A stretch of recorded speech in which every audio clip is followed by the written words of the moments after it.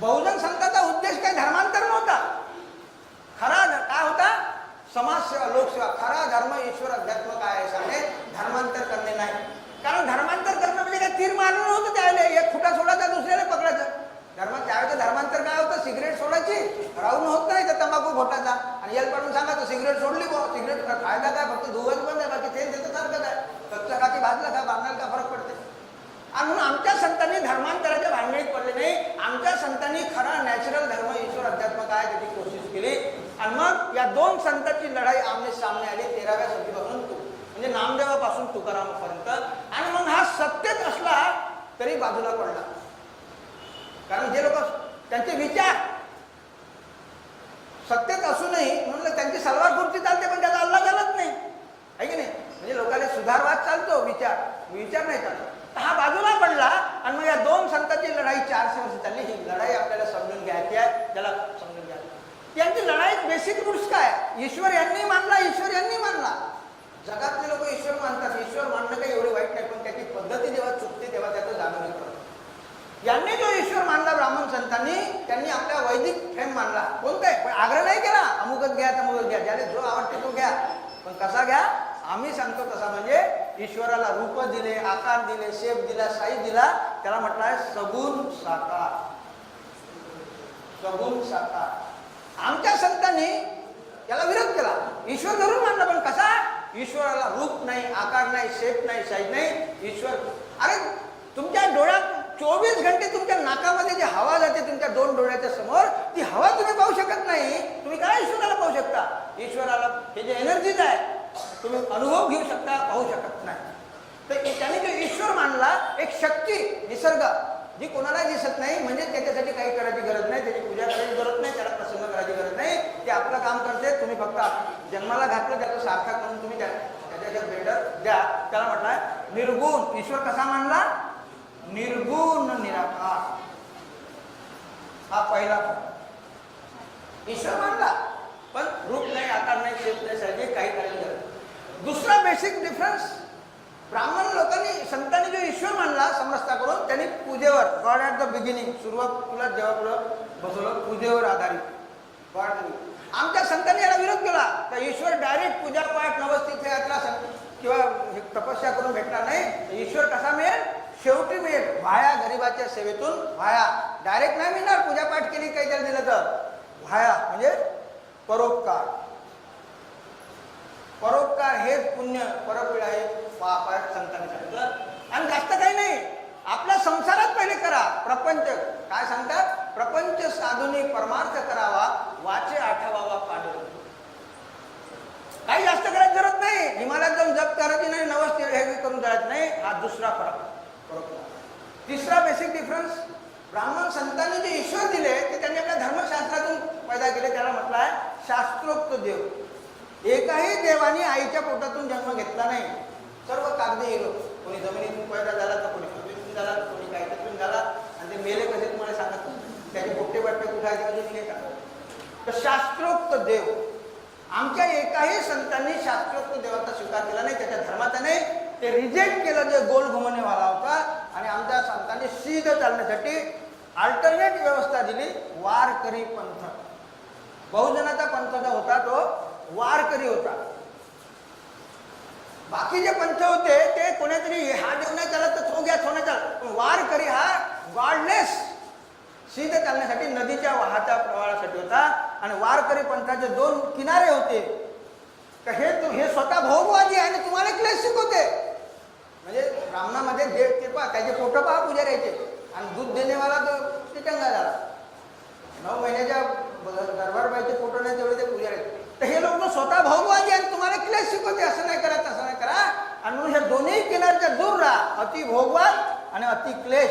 दुसऱ्याला दुःख देऊन भोगवाद करू नका आणि स्वतःला बांधून क्लेश नाही.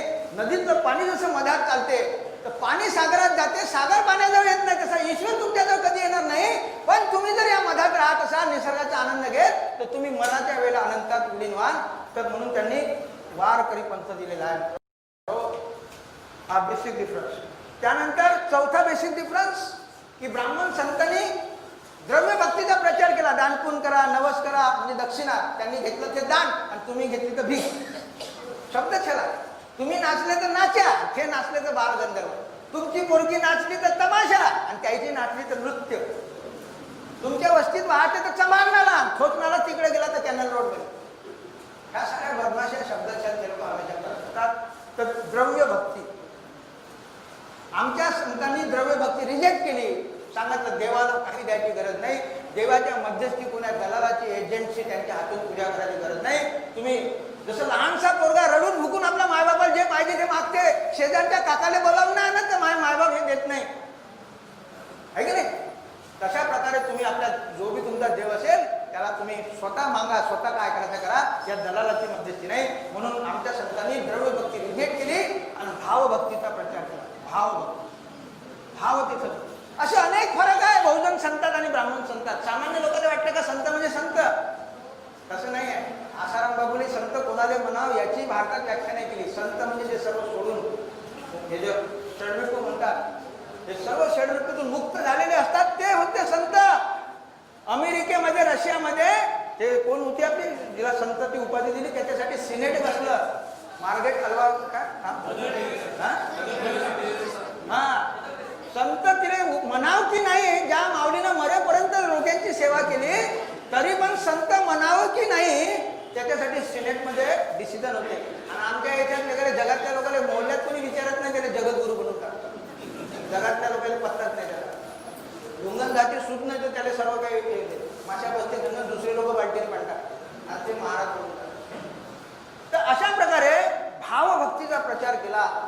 फरक खूप आहे पण वेळ लागतो. याचा परिणाम काय झाला की ज्या ज्या लोकांनी वैदिक पद्धतीनं संत झाले म्हणजे वैदिक, त्याला त्यांनी महाराज आणि स्वामी बनवलं. आणि ज्यांनी निसर्ग नियमानुसार ईश्वर तत्व सांगितलं त्याला महाराज स्वामी नाही म्हणलं, त्याला जाती लावलं. रैदास, कुंभार, गोरा, कुंभार, सावकार, माळी, सेना, नवी. आणि यांच्या संतांनी महाराज ज्ञानेश्वर महाराज, एकनाथ महाराज, रामदास स्वामी, गोस्वामी.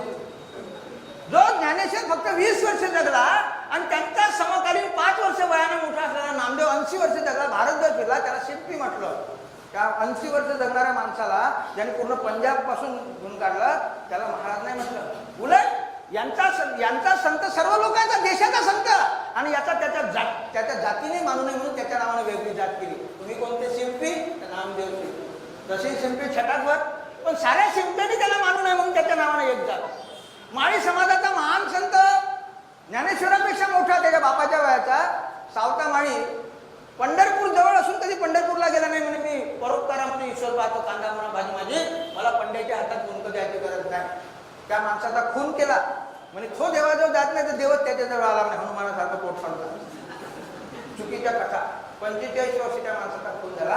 आणि अशा प्रकारे साऱ्या माळ्यांनी त्याला मानू नये म्हणून त्याच्या नावाने एक जात पैदा केली. तिकडे गेलो पुण्यातला अरणमेळला, म्हणजे तुम्ही कोणती माळी, म्हणजे आम्ही सावता माळी. अशा प्रकारे बदमाशी आमच्या संतांसोबत केलेल्या आहे. मित्र, कोणाला मारून टाकलं, कबीराचा खून झाला, रविदासाचा खून झाला, ज्यांनी त्यांनी सत्य सांगितलं आणि ज्यांनी घुमवलं लोकांनी त्याला महाराजांनी स्वामी. मी तुम्हाला ज्ञानबाजी लोकांना अध्यात्माची नशा आहे, मी थोडंसं त्याच्यावर येतो आणि मग पुढे जातो. याच्यात बेसिक डिफरन्स काय?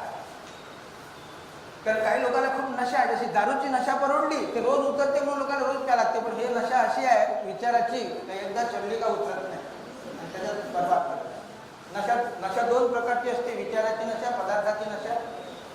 विचाराची नशा धर्माच्या नावानं पाडल्या जाते, प्रसार माध्यमाच्या नावानं, पदार्थाची. मग भेट तुम्हाला 2 जागी भेट दिसते, दारूच्या दुकानात एक मंदिरात, दुसरी कुठं भेट नाही, कारण दोन्ही नशा आहे. तर याच्यात ज्ञानबाजी मेघ काय की यांनी काय केलं, एवढे देव चालून जेव्हा सोडून जायचे म्हणजे थांबा थांबा सोडून नका जा, एक तरी घ्या. राम नाही चालत तर कृष्ण घ्या, कृष्ण नाही चालत हनुमान घ्या, त्रिकुंटावाला नाही तर भजा घ्या, पण कसा घ्या आम्ही सांगतो. आणि मग त्याने एक खुटी घालून ठेवली की या देवाची कृपा प्राप्त झाल्याशिवाय तुम्ही सुखी होऊ शकत नाही. पहा त्याची गोड गोड बोलू. मग कृपा प्राप्त व्हायला आम्ही देवाच्या भोवताल फिरतो. कृपा सगळ्यालाच पाहिजे. बिना कृपेशिवाय कोणी देवाजवळ जात नाही. पद, प्रतिष्ठा, सुख, शांती, पोरगी झाला तर पोरग काहीतरी पाहिजे. बिना पाहिजे देवाला असं म्हणते का लोक? देवा जाते मंदिरात चकाचक दिसते तुमच्यात पैसा ना, असं म्हणते का देवाला? देवा किंवा पुढे एवढे भिकारी बसले आहे, काही तर पहिले भलं कर, टाइम भेटेल तर पाहिजे माझ्या. असं कोणीच नाही. देवा माझ्याकडेच पाहिजे, असं करशील तर असं करीन, तू मनभर देशील तर तुला छटाक बघ, म्हणजे तू देशील तर आरामात. कमायचं तर आपल्या बापाला द्यायला तयार नाही, बुद्धा मरत नाही म्हणते. संतांनी याला रिजेक्ट केलं. हे वासनाभरी उपासना, हे जे तुमची उपासना आहे ते वासनाभरी उपासना आहे. म्हणजे तुम्ही मानता, मामनेवाद. आणि जगातल्या पुरोहितांनी आपापले देव निर्माण केले. कोणी शेंडी ठेवते, कोणी दाढी ठेवते, कोणी दगडाला पुसते, कोणी थडग्याला पुसते, आणि लोक घुमून राहिले. फरक एवढाच आहे काही एक इकडून घुमते तर दुसऱ्या धर्मातला इकडे उलटा घुमतो. आमच्या संतांनी याला रिजेक्ट केलं. म्हणजे काय बाहेरपणा करून राहिले. अरे देव मधात ठेवला त्याच्या भोवताल फिरून राहिले. अरे तुम्ही इकडून फिरा का इकडून फिरा, जाग्यावरच वापस या. देव मधात ठेवला त्याच्या भोवताल, देवापर्यंत तुम्ही कधीच पोहोचू. आणि जेवढे जास्त फिरा तर लवकर वापस या. आणि मग आमच्या संतांनी साधा सल्ला दिला का या ईश्वरापर्यंत जर तुम्हाला खरोखर पोहोचत असेल तर हे वासनेची कडी तोडा आणि सीधे या. सीधे इथं तर सातपट फिरून राहिले हे पाहिजे. पण इथं जर थोडासाच परोपकार करत असाल, परोपकार, तुम्ही ईश्वराच्या साम्राज्यात येतात. आणि जो मी आणि माझा विसरून परोपकार करतो, those who losses self centre, self centre म्हणजे स्वार्थ. सायंटिस्टने काय म्हटलं, those who losses self centre he only interest in God centre. God centre मध्ये उतरायचं आहे तर सेल्फ सेंटर सोडायला आहे. तुम्ही सेल्फ सेंटर सोडत नाही आणि गॉड सेंटर मध्ये जाता, तुम्ही कधीच पोहोच नाही. आणि म्हणून आमचा संदेश साधा दिला का तुम्हाला मागणेवाला नाही तर देणेवाला. आणि मग त्यांनी अध्यात्म दिलं का ईश्वर देव तुम्हाला काही देत नाही आणि देव तुमच्यापासून काही घेत नाही. कारण देव मनुष्याने निर्माण केलेली सुपर ह्युमनची संकल्पना आहे. देव तुम्हाला काही देत नाही, देव तुमच्याकडे घेत नाही. पण तुम्ही ईश्वर तत्वात ईश्वर होऊ शकता. मग मनुष्य ईश्वर कसा होतो हे संतांनी सांगितलं आहे. मित्रांनो, आम्हाला ह्या दोन गोष्टी समजून घ्यायच्या आहे की मनुष्य ईश्वर कसा होऊ शकतो आणि मनुष्याच्या टायट्यामध्ये ईश्वर नावाचा जंतू घुसला कसा आणि त्याचं विकृतीकरण ब्रह्मांनी कसं केलं हे आपण समजून घेऊ थोडक्यामध्ये. तर मित्रांनो, हजारो वर्षापूर्वी विकास, मनुष्याच्या माइंडचाही विकास नव्हता. त्याच्यामुळे विज्ञान विकसित नव्हतं किंवा काहीच माहीत नव्हतं. या पृथ्वीचा अभ्यास नव्हता. सूर्याचं उगवणं सुद्धा, सूर्य इकडून निघायचा, इकडून यायचा, दुसऱ्या दिवशी पुन्हा सूर्य. लोकांना हे माहित नव्हतं का सूर्य एकच आहे की दुसरा रोजचा वेगळा येते. बाबा, पृथ्वी गोल आहे की चेपटे माहित नाही. सूर्य गेला, चंद्र येतो.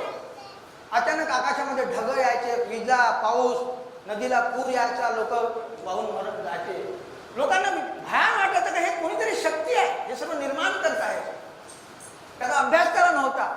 आणि हे पाहताना मनुष्याने 3 घटना चिंतन केलं की या सृष्टीमध्ये कोणती वस्तू निर्माण होते, का वाढते आणि कालांतराने नष्ट होते. मग ते जीवजंतू असो, वनस्पती असो का मनुष्य असो, निर्माण होते, वाढते आणि नष्ट होते. उत्पत्ती स्थिती आलं. कोणती तरी हे महाशक्ती असेल जे आपल्या बुद्धीच्या पलीकडे आहे, जे हे निर्माण करते, वाढवते आणि नष्ट करते. त्या शक्तीलाच त्यांनी ईश्वर म्हटलं, ज्याला इंटरनॅशनल फिलॉसॉफीमध्ये लोक गॉड म्हणतात. गॉड, गॉडचा अर्थ काय आहे त्यांच्यानुसार? गॉड म्हणजे जी फॉर जनरेटर. माझ्या पुस्तकामध्ये खूप संत साहित्यावर प्रत्येक एका संतावर लिहिलेला आहे. जी फॉर जनरेटर, निर्माण करता. ओ फॉर ऑब्झर्वर, पालन करता. डी फॉर डिस्ट्रॉयर, नाश करता. ही एक शक्ती, निर्गुण निराकार एक शक्ती म्हटलं आहे. आणि या शक्तीला धरून लोक निसर्ग पूजक, नागवंशामध्ये निसर्गाला ईश्वर मानायचे. कोणी मूर्ती वगैरे काहीच नव्हती. आणि तो काही देते बाप ही भावना नाही, आभार व्यक्त करण्यासाठी ज्या ईश्वराने आमच्यासाठी हे वैभव निर्माण केलं सृष्टीमध्ये, त्याचे आभार व्यक्त करण्यासाठी ते सृष्टीची पूजा करायचे. आणि ती स्त्री उत्पादक होती. सृष्टीपासून स्त्री शब्द आला कारण ती जननी होती, जन्म देणारी दुसऱ्या पिढीला. म्हणून स्त्रीला देवता मानायचे त्या काळात, बळीच्या काळात, ज्या दासीचं स्वरूप आणलं काढतात. तर जेव्हा भारतामध्ये हे लोक गुण्यागोविंदाने राहायचे, धन उत्पादन सामूहिक होतं, सामूहिक श्रम होतं. जेव्हा आर्य लोक भारतात आले, त्यांनी कब्जा घेतला. त्यांच्या लक्षात आलं का भारतीय लोक देवाला, ईश्वराला मानतात, ईश्वराला भेटतात. त्याच्या भीतीचा आणि अज्ञानाचा फायदा घेऊन या ब्राह्मणांनी काय केलं, त्याचा देव बनवला. देव म्हणजे तुम्ही काही त्याला द्या, देव म्हणजे देव. आणि या सृष्टीमध्ये ज्या शक्ती होत्या, अग्नीचा देव, पाण्याचा देव, विद्येचा देव, अशा जुन्या व्हरायटी देव. आणि त्यांनी मग त्याचं व्यावसायिकरण केलं, त्याचं शोषण केलं पोट भरण्यासाठी. आणि एवढं विकृतीकरण केलं का कोणाला 4 हात लावले, तर कोणाला 10 हात लावले, कोणाला काय हत्याचं टोन, तर कोणाला काय तर डुकराचं शेकून. अशा प्रकारे जगातले लोक ईश्वर मानतात, नो डाऊट. पण जगातल्या लोकांनी ईश्वराचं विकृतीकरण केलं नाही पोट भरासाठी. पण ब्राह्मणांनी देवाला मानलं नाही, तुम्हाला त्यांनी देवाचा अपमान केला. यात असं करून व्यवसाय करतात. तर मित्र, म्हणून आमच्या संतांनी सांगितलं, हे जेव्हा शोषण, एवढं शोषण केलं की त्याला माणूस म्हणून जगू दिलं नाही. जसं कबीराने म्हटलं, कथनी कथित क्या कथी करनी करे न कोय, जब नर करनी करे तो नरका नारायण करे. मनुष्य ईश्वर होऊ शकतो, परंतु या ब्राह्मणाने देवा धर्माच्या नावानं त्याला ईश्वर तर होणं दूर, साधा माणूस म्हणून जगू दिलं नाही. त्याचं एवढं शोषण केलं का त्याला त्याच्या कष्टाचं सुद्धा खाऊ दिलं नाही. त्याला आत्महत्या करावी लागली. आणि म्हणून संतांना बुडती हे जन देखवे ना डोळा गहिरून आला, करुणा लागली. आणि संतांनी सांगितलं की बाबा ईश्वर तुम्हाला काही घेत नाही देव, आणि तो काही घेत नाही देत नाही, कारण ईश्वर हे मनुष्याने कल्पना केली आहे. पण जर त्यांनी करणी केली तर मनुष्य ईश्वर होऊ शकतो. मग मनुष्य ईश्वर कसा होतो ते आपल्याला थोडक्यात समजून घेऊ की या सृष्टीमध्ये 4 प्रकारचे लोक जीवन जगतात. 4 प्रकारचे लोक जगतात, 2 सामाजिक आणि 2 असामाजिक.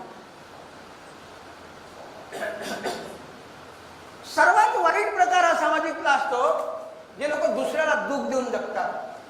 4था नंबर, दुसऱ्याला दुःख देऊन जगतात काया वाचा मनानं. जे लोक दुसऱ्याला दुःख देऊ, ते कसेही दुःख देऊ काया वाचानं, ते अमानुष शब्द वापरला, इन ह्युमन, अमानुष. हे याच्यात 2 प्रकार आहेत. काही लोक तुम्हाला चोर लुटेरे जे आहेत ते तुमच्या खिशात तेवढंच लुटते, जे तुम्हाला खूप वाईट वाटते. पण त्याच्यापेक्षा खतरनाक आहे हे पंडे पुजारी. हे तुमच्या खिशातून नाही, ते तुम्ही स्वतः खिशातून काढता तुमच्या घरी येऊन. चोर लुटेरे तर तुमच्या रस्त्यात लुटते, जे तुम्हाला वाईट वाटते. पण हे पंडे पुजारी त्याच्यापेक्षा खतरनाक आहे, जे तुम्ही त्याला आपल्या घरी बोलावून तुम्ही स्वतःच्या खिशातून त्याला काढून देता. आणि म्हणून तुकारामांनी याला ऑब्जेक्शन घेतलं का भगवे कपडे घातले म्हणून लोक साधू होत नाही, ते साधून घेणारे असतात. साधू, संत आणि साधू याच्यात काय फरक आहे? संत हे याच्यात तुम्ही ध्यान तरी घेत नाही, ते मुक्त झालेले असतात. पण साधू काय करते, तुमच्याजवळ साधून घेते, मग ते आसाराम बापू बोलतात, आहे की नाही. आणि म्हणून तुकाराम म्हणतात की कोणाच्याही बाहेर कोणता साधू दिसला का लागल्या पाया, नवऱ्याला लागेल तर पाणी पाजणार नाही, पण साधूला फळ फूट घेऊन जाते, खा करते, आहे की नाही. ते पोरगावासाठी याच्यासाठी. म्हणून तुकाराम वारकरी पंथ म्हणजे वारकरी जो होता तो पंढरीच्या वाऱ्या करणारा नाही, त्याला विकृतीकरण झालं. वार म्हणजे युद्ध. तो संत हे काही तलवारीचं युद्ध नाही करत, ते विचाराचं युद्ध. तर विचाराचं कोणतं, हे जे लोक आहे हे फसवायचे, मोक्ष स्वर्ग नोर्क नवसकरा लावायचे. म्हणून आमच्या संतांनी वार केले.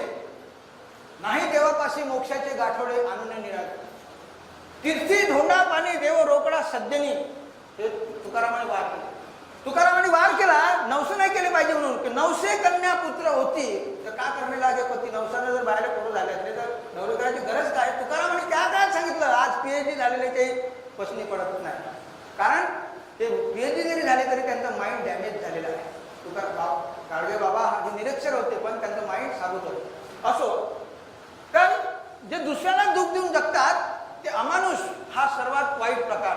दुसरा प्रकार, काही लोक दुसऱ्याला दुःख नाही देत, अजिबात दुःख देत नाही, पण दुसऱ्यासाठी काही करत नाही. आपलंच आपलं, माझी बायको माझे पोरं काय करून का नाही, खड्ड्यात जायपर्यंत त्याला दुसरं दिसतच नाही. तुका म्हणे हेला आणि पाणी वाहता वाहता हेलभर पाण्यासाठी तो हेला बनते. पाण्याची जसं पाण्या वाचून मनुष्य जगू शकत नाही, पण तो पाण्यात डुबून नाही राहू शकत. तसं धन आहे, धना वाचून मनुष्य राहू शकत नाही, पण मरेपर्यंत भातली कवडी वेचेपर्यंत धन कमावणं हे बी गलत आहे. त्यांना जीवनाचा आनंद आणि शांती. पण काही लोक मरेपर्यंत धनच कमावत राहतात, जीवनच नाही जगत, आहे की नाही. तर म्हणून तुकारामाने म्हटलं, तुका म्हणे हेला आणि पाणी वाहता वाहता मेला. हेलभर पाण्याची गरज राहते, पण जिंदगीवर तो हल्या बनते. हल्या म्हणजे तो माणूस. तर जे लोक स्वतःसाठीच जगतात त्याला माणूस म्हटलं. हे नॅचरल स्टेट आहे, कारण माणूस आणि मानव याच्यात फरक आहे. माणूस म्हणजे जो फक्त स्वतःसाठी जगतो, तर हे दोन्ही असामाजिक आहे. आणि मग तिसरा प्रकार, की काही लोक स्वतःसाठी जगतात दुसऱ्यासाठी जगतात. स्वतः तर जगाच लागेल, नाही तर तो भार बनेल धर्तीवर, ते पाप आहे. आणि म्हणून स्वतःसाठी जगतात ते दुसऱ्यासाठी जगतात, त्याला मानव म्हटलेला आहे. मानव आणि माणूस याच्यातला फरक आहे. मानवला ह्युमन म्हणतात. ह्युमन म्हणजे सोशल ॲनिमल, आणि माणूस म्हणजे जनावरासारखा एकटा जगतात. कारण एक जनावर दुसऱ्या जनावरासाठी जगत नाही. आणि चौथा प्रकार आहे, म्हणजे पहिला नंबर, की काही लोक स्वतःसाठी न जगता दुसऱ्याचाच विचार करतात. काही लोक खाण्यासाठी जगते, काही जगण्यासाठी खातात. पण असे लोक होऊन गेले की जगण्यासाठी खावं लागते याचं भान नाही, ते स्वतः दुसऱ्याचा विचार करतात. त्याला लोक महामानव म्हणतात, सुपर ह्युमन. मग ते धर्मक्षेत्रातले असो की सामाजिक कार्यातले. फुले, शाहू, आंबेडकर, तुकाराम, हे स्वतःसाठी जगलेच नाही. हे विसरून गेले स्वतःचं जगणं. बाबासाहेब आंबेडकरांनी स्वतःचे मुलं मारले. गाडगे बाबाला चिठ्ठी आली पोरं मेलाची तर असे मेले कोट्यानं कोटीने काय लढू म्हणे एकासाठी टेलिग्राम आला तरी त्यांनी कीर्तन सुरू ठेवलं. तर सांगण्याचं तात्पर्य की हे महामानव आपल्याला आपल्या आई वडिलापेक्षा महान मानतात. कारण काय की आईबाप मुलाला फक्त जन्माला घालते, जन्माला घालणं काही तीर मारणं नाही, ते पशु पक्षात सर्वात चालू आहे नैसर्गिक. परंतु हे महामानव जगण्याची कला देते, जगण्याला दिशा देते, डायरेक्शन इंटू फोर्स चेंज. मित्रो, हे जीवन कसं जगाचं, जन्माला घालणं आणि जगण्याची कला आणि विज्ञान देणं. तर यामुळं या महामानवांना आम्ही ईश्वरासमान मानतो, देवासारखं मानतो. कारण आणि म्हणून त्यांची जयंती, आपल्या बापाची कोणी जयंती कोणीची करत नाही पण यांची करतो. त्या गाडगे बाबा जो काहीच होतं, कुठल्या बजाराच्या ढोबरात खाल्लं त्यांनी पण लोक त्यांची जयंती करतात, पण टाटा बिर्लाची जयंती कोणी. और म्हणून साइंटिस्ट ने म्हटलं जो दुनिया से लेता है उसको कोई नहीं पूछता, जो दुनिया को देता है कम से कम प्रवृत्ति जो दुनिया को देता है उसको दुनिया याद करती है. तर महामानव. आणि मग त्यांनी संतांनी अध्यात्म सांगितलं की मांगने वाला नाही तर तुम्ही देने वाला व्हा. मांगने वाला मनुष्य कधी सुखी होत नाही, देने वाला मनुष्य हमेशा सुखी असतो. आम्ही संसारिक माणसं उलटच असतो का, मागल्यानं वाढते दिल्यानं कमी होते, पण अध्यात्मात उलटा आहे. मांगने वाला मनुष्य का सुखी होत नाही, कारण मागणे वाला मनुष्याच्या हृदयामध्ये लालसा असते, काम, क्रोध, लोभ, मद, मोह, मत्सर आणि हिंसा. जेवढी मागण्याची प्रवृत्ती वाढते तो हिंसा करतो घरच्याच लोकांचा काम क्रोधामुळे. पण जेवढी देण्याची प्रवृत्ती असते तुमच्या हृदयामध्ये दया, क्षमा, शांती, अहिंसा हे भाव विकसित होतात, जे जगण्यासाठी आवश्यक. मागणेवाला मनुष्य का सुखी होत नाही, कारण मागणेवाला मनुष्याचे जे मन असते, अंतर्मन आणि बाह्यमन, ज्याला आपण हृदय म्हणतो, आत्मा म्हणतो, ते वेगवेगळे असते. तो बोलतो एक मागणेवाला मनुष्य, एकाला एक सांगते, दुसऱ्याला दुसऱ्याला आपण भलतच करतो. त्याला वाटते का मी खूप चतुर आहे, पण त्याच्या हार्टवर त्याचा प्रेशर काऊन येते, कारण हार्ट हे पंपिंग अथॉरिटी आहे, रक्तशुद्धी. आणि जेव्हा अंतर्मन आणि बाह्यमन याच्यामध्ये क्लॅशेस होतात तेव्हा प्रेशर के, जसं इंजिन तुम्ही गाडी चालवता, एकीकडे तुम्ही स्पीड दिली, दुसरीकडे ब्रेक दाबला तर ब्रेकचं काही बिघडत नाही, हे नाही, त्याचा लोड इंजिनवर येते. बार बार स्पीड दिली ऍक्सिडेंट इंजिनचा सत्यानाश होते, ते हार्ट आहे. तर मागणेवाल्या मनुष्याच्या हार्टमध्ये प्रेशर क्रिएट होते, त्याच्यामुळे त्याला हार्ट अटॅक, डायबिटीज, मनाविरुद्ध झाला तर त्याला अटॅक येतो, ब्लड प्रेशर, डायबिटीज. परंतु देणेवाल्या मनुष्याच्या हार्टवर प्रेशर येत नाही, कारण त्याचं जे दोन्ही मन असते, अंतर्मन आणि बाह्यमन, तो जो बोलतो तसंच वागतो. एकाला जे सांगते तो दुसऱ्याला सांगते आणि स्वतःही तेच करते. त्याच्यामुळे त्याचा हार्ट नदीत वाहणाऱ्या प्रवासाचा संत, भला त्याच्याजवळ धन नसेल पण तो रोगमुक्त जीवन जगतो. हे अनुभव दर्शन शास्त्र संतांनी अनुभव सांगितलेला आहे की मागणेवाला कधी. आणि हेच संतांना काही संत काही वैज्ञानिक नव्हते, त्यांनी अनुभव ज्ञान दिलं. त्या अनुभव ज्ञानावरून सायंटिस्टने हे सिद्ध केलं की मागणेवाला मनुष्य कधी सुखी होत नाही, देणेवाला मनुष्य असू शकतो. म्हणून कारण सायंटिस्टने सांगितलं का मनुष्याचं हे शरीर जे आहे हे कोण्या ईश्वराच्या कृपेनं काम करत नाही. तुम्ही किती पूजापाठ करा, काही करा, हे शरीर तुमच्या प्रवृत्तीनुसार फंक्शन करते. या शरीरामध्ये शेकडो रस सिक्रेशन होतात. जसं सरडाच रंग बदलते नाही, प्रत्येकाच्या शरीरामध्ये तुमची प्रवृत्ती बदलली का सिक्रेशन चेंज होते. दुःख झालं की डोळ्याला पाणी येते, ऑटोमॅटिक आहे सर्व, काय हात नसतो. तर हे शरीर कोणा ईश्वराच्या कृपेनं काम करत नाही, तर ते तुमच्या प्रवृत्तीनुसार. भूक लागली का जिभेला त्रास उठते, मग व्हायला भाकरी गोड लागते. भूक नसली तर तुम्हाला चांगलं दिलं तर तुम्ही खाऊ शकत नाही. अचानक काही झालं तर छाती धगधग होते, सेक्स जागृत झाला तर शरीराची रचना चेंज होते. गुस्सा आला म्हणजे शरीरामध्ये ऍसिड्स पैदा होते. आणि गुस्सा एवढा खतरनाक आहे की ज्याच्यावर तुम्ही गुस्सा करता त्याचं काही बिघडत नाही, तुम्ही स्वतःचा सत्यानाश करता. अँगर is the worst enemy of a man. कारण गुस्सेवाल्या माणसाला झोप येत नाही, त्याला अन्न सुद्धा पडू लागते. हे सर्व शास्त्रज्ञांनी सांगितलं. आणि म्हणून मागणेवाला आणि तर देणेवाला याला जीवित धर्म म्हटलेला आहे. जीवित धर्म, ऑर्गनिझम रिलिजन. आणि हा संघटित धर्म आहे, याला मृत धर्म. याला जीवित कोण म्हटलं, कारण मनुष्य हा, बाबासाहेबांनी म्हटलं की मनुष्य हा नुसत्या भाकरीवर जगत नाही, त्याला एक मन आहे आणि त्या मनाला सुसंस्कृतीसाठी धर्म पाहिजे. पण तो कसा पाहिजे, जोडणेवाला, परोपकार. हा परोपकारावर आधारित असल्यामुळं माणसाला जोडतो, समाजाची धारणा होते आणि जागृत होते आणि तुमच्या जीवाची मुक्ती होते देणेवाल्यामुळं, हार्ट. परंतु हा मागणेवाला मृत धर्म आहे, हा जिवंतपणे बांधवटा आहे. आणि मेल्यावर तुम्हाला हे पुरोहित लोक स्वर्ग मोक्ष सांगतात.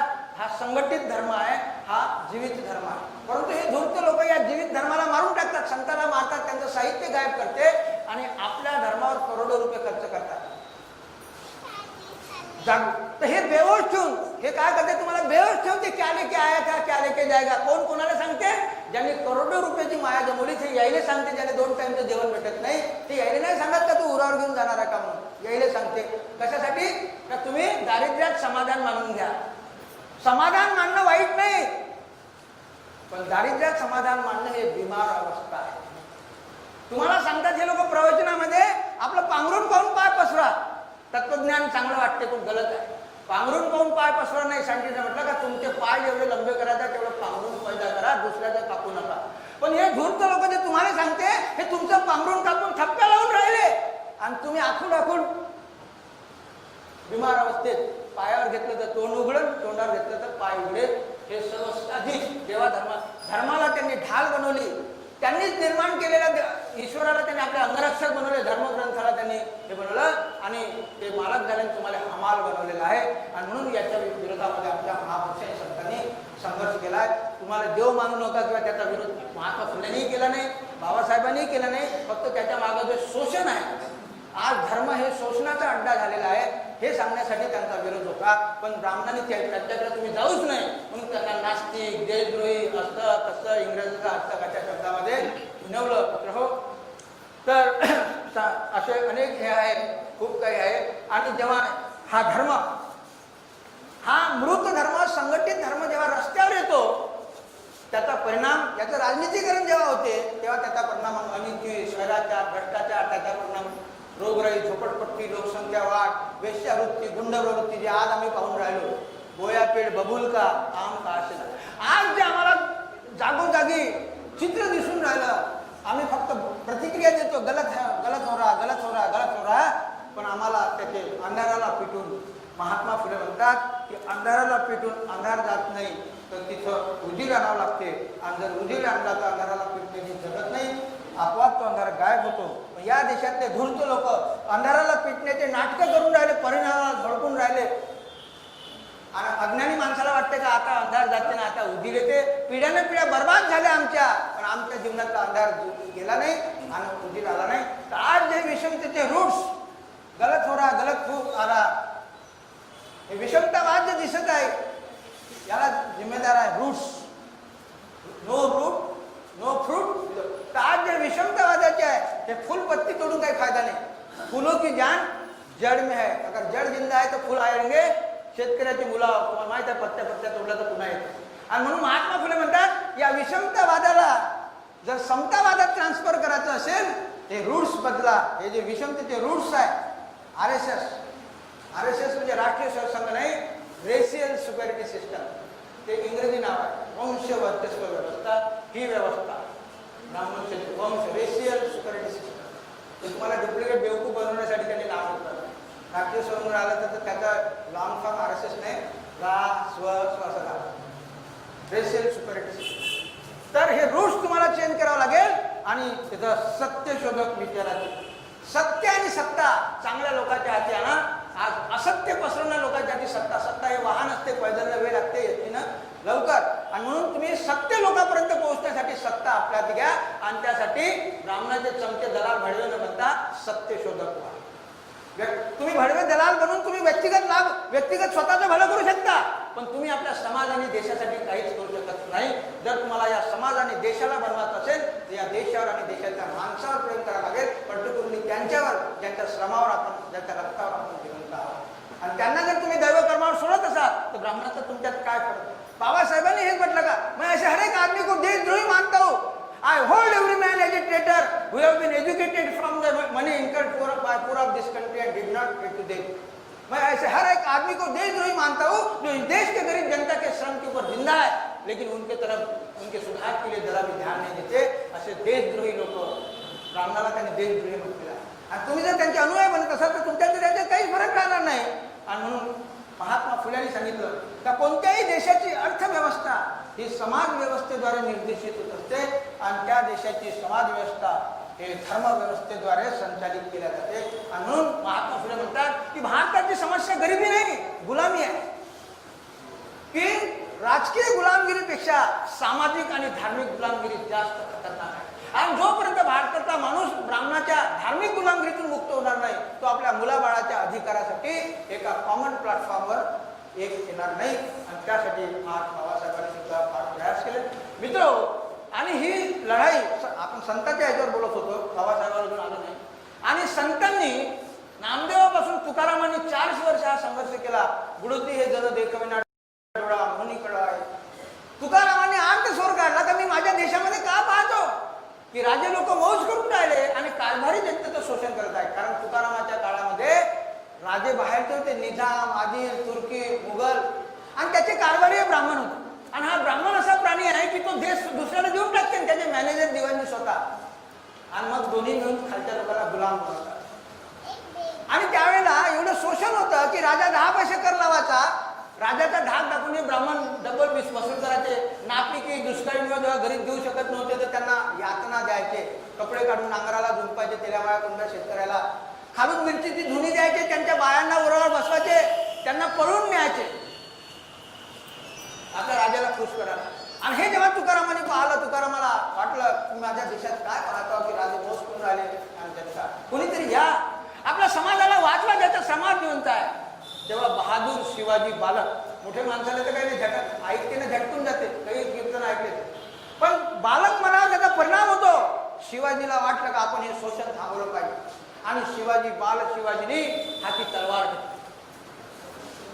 शिवाजीने विचार केला की राजे लोक मौज करून राहिले आणि कारभारी शोषण करते, पण राजा बदलल्याशिवाय कारभारी बदलता येत नाही. आणि म्हणून शिवाजीने काय केलं, मनुस्मृती तोडली.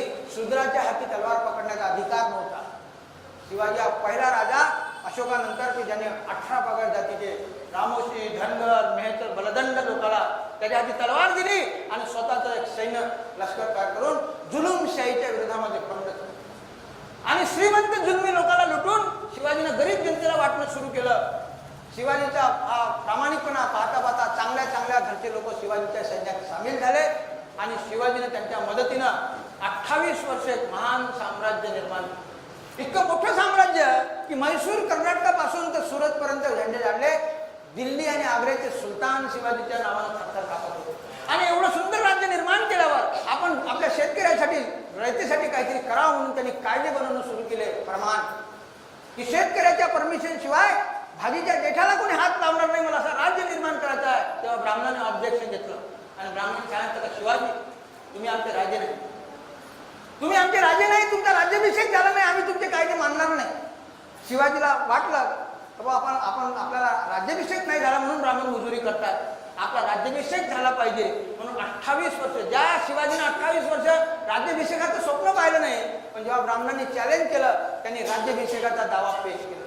आणि जेव्हा 28 वर्षाचा दावा पेश केला तेव्हा पुन्हा ब्राह्मण चिडले का शिवाजी तुम्ही शूद्र आहात, आणि आमच्या हिंदू धर्मशास्त्रानुसार ब्राह्मण आणि क्षत्रियच राजपदी विराजमान होऊ शकतात. तुम्ही एवढे नीच आहे, तुमचं कुळ एवढं हलका आहे की तुम्ही छानू कोणी सुद्धा नाही, तुम्हाला आम्ही राजा मानणार नाही, तुमचा राज्याभिषेक आम्ही करणार नाही. तुम्ही एक काम करा, हे राज्य आम्हाला अर्पण करा, आणि सैनिक म्हणून तुम्ही आमची सेवा करत असाल तर आम्ही तुम्हाला क्षत्रियाचा दर्जा देऊ शकतो.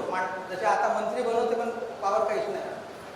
आता जे मंत्री आहे ना हे आपल्या समाजाचे, त्याला गाडी घोडा देऊन टाकते, तू खा म्हणते सांडासारखा, पण त्याला पावर, समाजाला भला करायला काही पावर नाही. तो बोले तुमको हम मानेंगे. शिवाजी चिडले, खबरदार, हे राज्य मी तुमच्या सेवेसाठी निर्माण केलं नाही, मी आपल्या जनतेच्या सेवेसाठी निर्माण केलं, आणि तुम्ही जर मला राजा मानत नसाल तर मी जबरदस्तीने आपला राज्याभिषेक करून घेतो. आणि इतिहास मी कथा सांगत नाही, जेव्हा महाराष्ट्रातला एकही ब्राह्मण शिवाजीच्या राज्याभिषेकाला तयार झाला नाही तेव्हा काही 2 गुट असतात ब्राह्मणात, जहाल आणि मवाळ. जेव्हा जहाल लोकांनी विरोध केला तेव्हा मवाळ लोकांनी समजावलं का बाबा महाराष्ट्रातले तयार नाही तर आपण काशीवरून दादा भट्टाला बोलावं. द्रव्याच्या लोभामुळे तो तयार झाला, काही वेळा मुकरला, काही वेळा तयार झाला. राज्याभिषेक करायला जेव्हा तो महाराष्ट्रात आला साऱ्या ब्राह्मणांनी दबाव आणला, आणि एवढी शिवाजीची खिल्ली उडवली तर शिवाजी शूद्र असल्यामुळं वैयक्तिक मंत्र्यांना करायची जरूरत नाही राज्याभिषेक. पुराण शिवाजी शूद्र असल्यामुळे त्यांना ब्राह्मणाच्या हाताने टिळक लावायची गरज नाही, पायाच्या अंगठ्याने टिळक लावण्याची भाषा पडली. पत्रकार परिषद जशी होती ना, आणि शिवाजी एवढे खवळले. शिवाजीची बहादूर आई आपल्या जे लहानपणापासून स्वप्न पाहत होती राजावाची ते भंगल्यामुळे ती बेहोश झाली, कोमामध्ये गेली. आणि 6 जूनची घटना आहे, 6 जून 1674, आणि 10 दिवसामध्ये ते बेहोश राहून 17 जूनला तिचा करून मृत्यू झाला. शिवाजीने याचा प्रतिशोध केला. शिवाजीने तो राज्याभिषेक रिजेक्ट केला, ते सिंहासनावर बसले नाही, आणि 2-2.5 महिन्यानंतर त्यांनी हिंदू धर्म सोडला आणि शाक्त पंथाची दीक्षा घेतली, आणि बहुजन पद्धतीनं पूजा केली. मित्र, एक दिलदार राजा अस्पृश्य स्त्री सोबत, त्यावेळेला शाक्त पंथाची अट होती तर अस्पृश्य स्त्री त्याच्या वेळेत अस्पृश्यता मानणार नाही म्हणून अस्पृश्य स्त्री सोबत विवाह करणं सुद्धा कंपल्सरी होतं. अस्पृश्य स्त्री विवाह करून त्यांनी ब्राह्मणाला सबक दाखवला की एकीकडे आपल्या समाजाला जोडण्यासाठी त्यांनी अस्पृश्य आणि ब्राह्मणाला सबक. केवढा दिलदार राजा होता शिवाजी का कल्याणची सुभेदाराची सून जी तरुण आबाजी सुंदर आणली होती खुश करायला, आपली आईचा दर्जा देऊन तिला वापस केलं बोरवण करून. अशीच आमची आई असती सुंदर होती, आम्ही सुंदर झालो असतो बदले. काय शिवाजी सुंदर नव्हते, काय जिजाऊ सुंदर नव्हती, पण एका मुसलमानाच्या तरुण सुनेला हा माणूस बोरवण करून वापस करतो बा इज्जत, तर दुसरीकडे समाजाला जोडण्यासाठी आणि ब्राह्मणाला सबक केला. अस्पृश्य विवाह करणारा हा किती ग्रेट राजा, या महान राजाचा इतिहास ब्राह्मणांनी तयार करून टाकला. आणि जबरदस्तीने जेव्हा त्यांनी राज्याभिषेक केला, त्या राजाला ज्या शिवाजीने 28 वर्ष राज्य निर्माण केलं त्याला 5-6 वर्ष राज्य करू दिलं नाही. ब्राह्मण त्या राज्यामध्ये बदबद फैली, गुप्त माहिती पोहोचवणे, बाई बाटलीमध्ये लोकांना फसवणे, अफवा आणि वाड्याला आगी लावल्या, अपशगुन झाला, अपशगन झाला म्हणून बोंब ठोकत राहिले आणि शेवटी या राजाला जहर देऊन मारलं. 50 वर्षाचा हट्टाकट्टा राजा जहर देऊन मारला मित्र. आणि अंधारपोटी गुडघ्याच्या बिमारीने मेला म्हणून लिहून ठेवलं. 50 वर्ष, अरे पण ज्याला खायला भेटत नाही ते 80-80 वर्ष जगते, 50 वर्षाचा राजा खरोखर गुडघ्याच्या बिमारीने मरण का? साधी गोष्ट आहे. शिवाजीच्या नंतर त्याचा बहादूर सवाई शिवाजी संभाजी या राजाचे हाल केले. त्यांनी जहरात देण्याचे प्रकार मंत्रिमंडळातले ब्राह्मण त्यांनी कापून टाकले गळती आणि या राजाला गफलतमध्ये सुपारी देऊन शत्रू पक्षात पकडून मनुस्मृतीनुसार त्याचे डोळे फोडले, चमडी अशा प्रकारे मित्र हाल करून मारले. आणि मग जी मराठीशाही शिवशाही होती ते पेशवाईमध्ये तब्दील झाली. आणि या पेशवाईमध्ये त्यांनी एवढा उत्माद मस्ती केली भुलून जाईल कोणी शिवाजी नावाचा राजा झाला. शिवाजीची कोणी जयंती पुण्यतिथी केली नाही. शिवाजीचं आणि तुकारामाचं नाव घेण्यावर बंदी होती. एका कुंभ्याच्या सोबाडात मारल्याची घटना आहे की मंदिरात तुकारामाचं नाव घेतलं, कसं त्याला पनिशमेंट. हा शिवाजी आम्हाला महात्मा फुल्यामुळे मिळाला 200 वर्षानंतर, त्याचे लोक भीतीपोटी कोणी जयंती कोणी खडगं सुद्धा माहिती नव्हतं. मित्र, आणि एकीकडे मग ब्राह्मण भोजन, पेशव्यामध्ये ब्राह्मण भोजन आणि दक्षिणा, फुलवंतीबाई मस्तानीबाईचे तमाशे दारू पिऊन त्यांच्या गळ्यात नाचण्यापलीकडे पेशव्यांनी काही तीर मारले नाही. तर दुसरीकडं अस्पृश्यावर एवढे अमानवीय अत्याचार की ज्या संभाजी राजाची ज्यांनी समाधी बांधली, त्याला प्रेत यातना अग्नीत दिला, त्यांना त्याच्या गळ्याला मडका आणि कमरेला झाडू बांधला. ज्या पुण्याच्या सार्वजनिक रस्त्यावर जनावर संडास करू शकत होतं त्या रस्त्यावर चालण्याची त्यांना मनाई केली. अशी अमानवी यात्रा, एकीकडे भोगवाद तर दुसरीकडं यातना. आणि मग महारांनी पहिले त्यांना समजावलं का आम्ही इतिहास भुलून जाऊ, तुम्ही आमच्या बरोबर आमचे अधिकार द्या. कारण शिवाजी त्यावेळेला त्यांना सैनिक बनवलं होतं, किल्ल्याचे सरदार बनवले होते. यांनी त्याला तलवार हिसकली, सत्तेतून बाहेर काढलं, खाणं मुश्किल केलं. महाराजांनी समजावलं, पण ब्राह्मण एवढे मस्तावले, महाभारताची भाषा बोलावं लागले. त्या सुईच्या टोकावर येईल एवढी इज्जत तुम्हाला देणार नाही, तुम्हाला मनुस्मृतीनुसार जगावं लागेल, नाही तर मरण्यास द्यावं लागेल. आणि मग ब्राह्मणांनी 500 महाराजांनी आपलं टीम बनवली आणि इंग्रजासोबत, कारण इंग्रजाला बोलावलं. इंग्रज काही आपोआप आले नाही, इंग्रज काही लढाई करून आले नाही. तर जेव्हा दिवाळखोरी घोषित झाली भोगवादामुळं, इंग्रजाला व्यापार करायला बोलावलं. इंग्रज काही विसरले नाही. आणि या ब्राह्मणांनी शिवाजीचे जे समुद्र किनारे होते ते विकत घेतले त्यांना व्यापार करण्यासाठी. आणि त्यांनी त्याचा व्यापार करता करता लक्षात आलं तर हे बहुसंख्य लोक ब्राह्मण बस म्हणलं तिथं बसतात आणि उठ म्हणलं तर उठतात. जर आम्ही या मुठ्ठीवर ब्राह्मणाला कब्जात घेतलं आम्ही देशावर सत्ता घेऊ शकतो, हे गणित इंग्रजाच्या लक्षात आलं. आणि तेव्हाच महार लोकांनी म्हटलं का बा तुम्ही आमच्या गळ्यातलं मडकं जर सोडत असाल, आम्हाला जर इज्जत देत असाल तर आम्ही पेशव्याला हारून तुमच्या हाती सत्ता देऊ शकतो. आणि त्यांनाही सत्ता पाहिजे होती व्यापार करायला, लुटायला. परंतु ती लढाई त्यांची काही देशद्रोह नव्हता, मानवी अधिकारासाठी ते युद्ध होतं महाराज. काही लोकांना वाटतं का इंग्रजाला हे बाहेरचे लोक हे काही इथले नाही, तर ते माणुसकीचं युद्ध होतं. आणि 500 पेशव्यांनी 25,000 पेशव्यांचा सैन्याचा खात्मा केला. आणि 1 जानेवारी 1818ला पेशवाई डुबली आणि या देशामध्ये इंग्रजाचा युनियन घ्या. आणि करारानुसार इंग्रजांनी मग भारतीय लोकांमध्ये सुधार सुरू केला.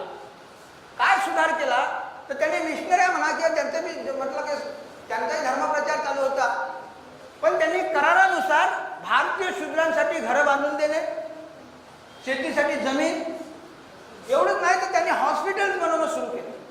आणि जेव्हा इंग्रजांनी हॉस्पिटल्स बनवले तेव्हा भारतीय म्हणजे इथल्या लोकांना देवाचं राज्य वाटलं, कारण पेशव्यामध्ये त्याला माणूस म्हणून जगण्याचा अधिकार नव्हता. पण यांनी हॉस्पिटल बनवले, मग देवानंच आमच्या उत्तरासाठी यांना पाठवलं म्हणून त्यांनी आभार व्यक्त केले. तोपर्यंत ब्राह्मण घाबरले नाही. पण जेव्हा पुढचं पाऊल इंग्रजांनी या भारतीय शूद्रांना शिक्षण सुरू केलं आणि तेलमाळा कुंभ्यासारखे शूद्र, महात्मा फुल्यासारखे, फातिमा शेख सारखे मुसलमान, मान समाजातले लहुजी उस्ताद यांच्या कुटुंबातले लोक शिकायला लागले, तेव्हा ब्राह्मण घाबरले का उद्या जर हे शूद्र शिकून वर आले तर आमच्या वर्चस्वाला खतरा. म्हणून ज्या ब्राह्मणांनी, ज्या इंग्रजांनी त्या शूद्राला शिक्षण सुरू केलं त्याला हाकललं पाहिजे, ना रहेगा बाग ना बजेगी बासरी. आणि म्हणून संपूर्ण भारतातल्या ब्राह्मणांनी इंग्रजाच्या विरोधात स्वातंत्र्याचा लढा उभा केला. आणि लोकांना सांगणं सुरू केलं का हे शूद्रांनो, हे इंग्रज परकीय तुमच्या श्रमाची गाडी कमाई विदेशात लुटून नेतात, म्हणून तुम्हाला अन्न मिळत नाही, वस्त्र मिळत नाही. हे इंग्रज जर या देशातून गेले तर आपल्या देशामध्ये काही कमी नाही, दुधामध्ये त्या नद्या वाई. लोकांना ऐकायला खूप चांगलं वाटते बातम्या. महात्मा फुल्यांनी याला विरोध केला. महात्मा फुल्यांनी सांगितलं का हे शूद्रांनो, हे राजकीय स्वातंत्र्य तुमच्या कामाचं नाही. ब्राह्मणांना हा देश, भारत देश सोन्याचा पिंजरा यांच्या कब्जात पाहिजे जसा तसा. परंतु या पिंजऱ्यातला कष्टकरी माणूस पोपटासारखा दुःखानं फटफटून मरून राहिला, त्याला मुक्त करण्याची यांची नियत नाही. हे इंग्रज आले म्हणून आज तुम्हाला काहीतरी मिळून राहिलं, उद्या जर हे इंग्रज गेले ते ब्राह्मण तुम्हाला ज्ञान ग्रंथ सोडा, तुमच्या कष्टाचं सुद्धा खाऊ द्यायला तयार नाही. कारण यांचा इतिहास वाचा, ज्यांनी त्यांच्या धर्मसंस्कृतीचा विरोध केला त्याला त्यांनी रस्त्यावरचं पाणी सुद्धा पिऊ दिलं नाही. म्हणून तुम्ही काही दिवस इंग्रजाला सहन करा. इंग्रज त्यांना स्वातंत्र्य पाहिजे ना असं नाही, सहन करा. आपण स्वतःच इंग्रजाला हाकलू, आपण शिवाजी सारखं स्वतःचं राज्य निर्माण करू. आणि म्हणून महात्मा फुल्यांनी शिवाजी समाधीतून बाहेर काढून पुढे ठेवला. काय शिवाजी सारखं स्वतःचं राज्य निर्माण करा या भटांच्या स्वातंत्र्यात भाग घेतल्यापेक्षा. आणि मग ज्योतिबानी लोक जागर केला. पण ज्योतिबाची गोष्ट लोकांनी ऐकली नाही. प्रचाराचे बोंड खपते मोक्याचे, लोकांना मीडिया नशा देते. जसं आता मोदीची नशा आली, बाबासाहेबांच्या वेळेला गांधीची नशा होती आमच्या बापदादाने, आहे की नाही. तर ब्राह्मण लोक काय करते, एखाद्याला हिरो बनवते आणि त्याची नशा आणते आणि आम्ही इतिहास भुलून जातो. आम्ही ज्योतिबा फुलेची गोष्ट ऐकली नाही. भटाच्या सांगण्यावरून इंग्रजाला हाकलण्यासाठी स्वातंत्र्यात भाग घेतला. इंग्रज गेले. आज आम्ही काय पाहतो, 72 वर्ष झाले इंग्रज जाऊन, आम्ही आज स्वतंत्र भारतात जगतो. पण जे त्यावेळेचे स्वातंत्र्य ब्राह्मण म्हणायचे काही इंग्रज गेल्या देशात दुधामधाच्या नद्या वाईट. आज 72 वर्षात भारतात दुधामधाच्या नद्या वाहत नाही तर दारूच्या नद्या वाहून राहिल्या. दारूच्या नद्या दगडाच्या देवावर टाकासाठी या देशामध्ये शेकडो लिटर दूध बर्बाद केले जाते. पण त्यांच्याच ईश्वरानं निर्माण केलेला तुमचा हाडामासाचा मुलगा टीबीनं कुपोषणानं मरून राहिला, त्याला छटाकभर दूध पाडण्याची लाज या देशातल्या शिकलेल्या लोकांना आजही वाटत. कारण काय की भारतीय माणूस माणसावर प्रेम करत नाही, आपल्या देशात प्रेम करत नाही. तो आपल्या जातीसाठी किड्यासारखा मरतो, आपल्या धर्मासाठी किड्यासारखा मरतो. म्हणून भारत बर्बाद झालेला आहे. ज्योतिबाची गोष्ट आम्ही ऐकली नाही, त्याच्या पापाचे फळ आज आम्ही भोगत आहोत. आणि उद्या जर आम्ही ते निग्लेक्ट केलं, उद्या जर ज्योतिबाला आम्ही समजून घेतलं नाही तर किती पिढ्या बर्बाद होतील याची जिम्मेदारी आता आपल्याला पाहिजे. कारण जो ब्राह्मण तुम्हाला माणूसच मानायला तयार नाही, त्याला तुम्ही किती मागणार. जिन्होंने छीना है वो तुमको दे नहीं सकते. द्यायचं असतं तर छिनलंच काय. मागणे से भीक मिळते, अधिकार नाही. म्हणून महात्मा फुल्यांची मुवमेंट काय होती ते आपण समजून. मित्र, महात्मा फुल्यांनी तुम्हाला दलाली शिकवली नाही तर लढाईची सूद नाही, हाती तलवार दिली तर काही उपयोग नाही. तो पळून जाईल, शरण जाईल, मुंड कापून घेईल. म्हणून महात्मा फुल्यांनी शिक्षण यासाठी सुरू केलं तर तुम्ही सत्य आपलं हित कर्तव्य अधिकार. शत्रू कोण आहे, लढायचं कसं कोण असं. आणि महात्मा फुल्यांनी जे सूत्र दिलं की ज्ञान, सत्ता आणि धन या शिडीवर ब्राह्मणाने हात सुद्धा लावून दिला नाही, चढण्याचं दूर. आणि मग महात्मा फुल्यांनी वर्तन सुरू केलं का तुम्ही शिका. आणि मग त्यांनी जेव्हा सुरुवात केली त्यांनी विचार केला की माणूस शिकला तर एकटाच शिकेल, पण स्त्री जर शिकली तर संपूर्ण कुटुंब, धीरे धीरे समाज आणि राष्ट्र शिकेल. कारण मनुष्याचं जे माइंड आहे ते भांडवलवादी आहे. बडा हुआ तो क्या हुआ, जैसे पेड़ खजूर पंछी को छाया नहीं. पण स्त्रीचं जे हृदय आहे ते समाजवादी माइंड आहे. ती सावली बी देते आणि फल बी देते, आंब्याच्या झाडासारखं तिथं स्वभाव. आणि म्हणून स्त्री जर शिकली तर मुलं जे लहान आहे त्यांच्यावर ऑटोमॅटिक संस्कार होतील. म्हणून महात्मा फुल्यांनी सर्वात पहिले 1 जानेवारी 1848 स्त्रियांच्या शिक्षणापासून सुरुवात केली. ज्या धर्म कायद्यामध्ये स्त्रियांचं शिक्षण पाप आहे. आणि जेव्हा शिकले नाही पाहिजे म्हणून ब्राह्मण धर्म बुडतो म्हणून स्त्री जर शिकली तर तिच्या 7 पिढ्या नरकात जाते. ते जे अक्षर लिहिते ज्योतिबाच्या छायेत त्या अक्षराच्या अळ्या बनून तिच्या सासऱ्याच्या ताटात पडते. अशा प्रकारे इतिहासातून ब्राह्मण लोकच होते. रूढी परंपरा कर्मकांडावर लोक केली कमाई बर्बाद करायचे, म्हातारपणी हातपाय घासून मरायचे. म्हणून महात्मा फुल्यांनी शाळा पहिल्या स्त्रियांसाठी मग अस्पृश्यासाठी अशा प्रकारे पुण्याच्या आसपास त्यांनी 18 शाळा सुरू केल्या. आपला खजिना खाली केला. आज तर लोक शिक्षण क्षेत्राच्या नावानं खजिने भरून राहिले. व्यापार शिक्षण क्षेत्र व्यापार करून राहिले आज तुम्हाला. पण त्यांनी आपले खजिने खाली केले. आणि मग जेव्हा लोक ब्राह्मण तरी शिकू देत नव्हते तेव्हा त्यांना समाजकार्यात उडी घ्यायला लागली. रूढी परंपरा कर्मकांड आणि समाजकार्य. महात्मा फुलेंनी जे कार्य केलं ते 4 प्रकारचं कार्य केलेलं आहे. शिक्षण कार्य, त्याच्यानंतर समाजकार्य, त्याच्यानंतर धर्मकार्य आणि शेवटचं कार्य आहे त्याचं राजकारणाचा संदेश. त्यांनी स्वतः जास्त राजनीती केली नाही. पुण्याच्या म्युन्सिपाल्टीमध्ये ते काउन्सिलर नगरसेवक राहिलेले आहे. पण त्याच्या लक्षात आलं का लढण्याची माझ्या समाज ब्राह्मणासोबत लढण्याच्या लायकीचं नाही, पहिले लायकी पैदा करा. त्याने माघार घेतली आणि शिक्षणापासून सुरुवात करून मग जेव्हा अडचण निर्माण केली, लोक शिकू देत नव्हते, सावित्रीच्या अंगावर शेण फेकायचे, तुला एक साडी घेऊन जा लागेल परिस्थिती. आताच्या बाळाच्या मास्तरने जे आरसे घेऊन जाते, कंगी पावडर घेऊन जाते बॅगमध्ये, पण तिने साडी शेण फेकायची वगैरे. फळ्याच्या अडचणी तरी फळ्याच्या अडचण साडी बदला लागेल, दिवसभर शिकेल. ब्राह्मण रेंगा फेकायचे, फार कठीण. तर समाजकार्यामध्ये काय तर रूढी कर्मकांडात लंब केली की बर्बाद करायचे म्हणून वाचवण्यासाठी महात्मा फुले. त्याने काही तुम्हाला काही ईश्वर मानू नका वगैरे वगैरे काही नाही. फक्त जे गलत आहे त्याच्यावर त्यांनी हॅमरिंग केलं. समाजकार्यामध्ये त्यांचं लक्ष स्त्रियाकडे गेलं. स्त्री एवढी हीन जीवन जगत होती तर तिला आरशा बारशात जायची सोय नाही. सती प्रथा, पेशवाईचं भूत खाली. पेशवाईमध्ये काय एका ब्राह्मणाने 9 लग्न केल्याचा इतिहास बनवला. आम्ही मुसलमानाला बदनाम करतो की 4 लग्न करते, पण पेशवाई वागतात. आणि 50-50, 60-60 वर्षाचा ब्राह्मण 10-12 वर्षाच्या पोरीसोबत लग्न करते. तर सिरियलमध्ये दाखवते तुम्हाला, पण आपल्याला पाहून घेण्या वाटतं. आणि मग त्याचं वय झाला का तो घाटावर जायचा. मग या तरुण स्त्रिया सरणावर जायच्या, सती प्रथा, कारण तिला दुसरं लग्न करायचं वगैरे नव्हतं. आणि नाही मेली तर तिच्या केस कापून तिला अपशगुनी एखादी मुजोर असली तर तिला आरशा बारशात जायची सोय नाही, खाटावर झोपण्याची नाही. एवढी हीन जीवन की तिच्याविषयी एक मनुस्मृती मन लिहिलं होतं. तेली समाजाने सांगतो, त्यांनी लिहिलं होतं का तेली 30 बिल्ली 20. म्हणजे तेली दिसला तर 30 पावलं मागं जा, बिल्ली दिसली तर 20 पावलं, म्हणजे तेल्यापेक्षा बिल्ली चांगली. आणि गोडखी दिसली तर घरीच पाहिजे. गोडखी म्हणजे विधवेचं तोंड सुद्धा पाहू नये अशा प्रकारचं त्याच्यात लिहिलेलं आहे. त्याच्या महात्मा फुल्याला गैरून आला का काय या ब्राह्मणाची व्यवस्था. अरे ज्या स्त्रियांनी या पुरुषाला जन्माला घातलं, आपल्या मांडीवर दूध पाजलं, ती स्त्री एवढं हीन जीवन जगत असेल तर ती सशक्त मुलं कसे निर्माण करेल. आणि ज्या देशात सशक्त मुलं निर्माण होणार नाही ते राष्ट्र कधी बलशाली होऊ शकत नाही. आणि महात्मा फुल्यांनी सर्वात जास्त स्त्री उत्थानावर हे दिला. सती प्रथा बंद केली, विधवेचे विवाह लावणे, केस कापणं बंद केलं. अनेक गोष्टी ज्या आज कालबाह्य झालेल्या आहेत. मी त्यांच्या समाजकार्याचं एकच उदाहरण देतो. लोक रामाच्या तुलनेत, मला क्रिटिसाइज नाही करायचं, पण रामायणामध्ये त्यांनी लिहिलं आहे की रामाला सीतेनं जेव्हा ते लढाई करून वापस आले रावणासोबत, अग्निपरीक्षा झाली, तो रामाला तेव्हा काय म्हणते, जे काय मामुली धोब्याच्या सांगण्यावरून लिहिलं आहे, त्याला जंगलात पाठवलेला आहे सीतेला. एका मामुली म्हणजे धोब्यानं शक घेतला तिच्याची आणि रामानं काही कमिशन बसवलं नाही, इन्क्वायरी नाही, तिला लक्ष्मणाच्या हाताने जंगलात पाठवून दिलं, सोडून दिलं. महात्मा फुलेच्या जीवनामध्ये काय घडलं मित्र, समाजकार्य करून जेव्हा हे घरी वापस जात होते, संध्याकाळची वेळ, हाती कंदील काढी, अंधार पडला, एका पांढऱ्या वस्त्रामध्ये एक बाई आत्महत्या करताना नदीवर जाताना धावत. यांनी कंदील काढी फेकून धावत जाऊन त्या बाईला पकडलं, वाचवलं. तिला विचारलं की तू आत्महत्या का करताय. तिने आपली कर्म कहाणी सांगितली. कोणीतरी जोशी नावाच्या पुजाऱ्यांनी तिला फसवलं. मंदिरात धंदे होते म्हणून आपल्याला प्रयत्न होता.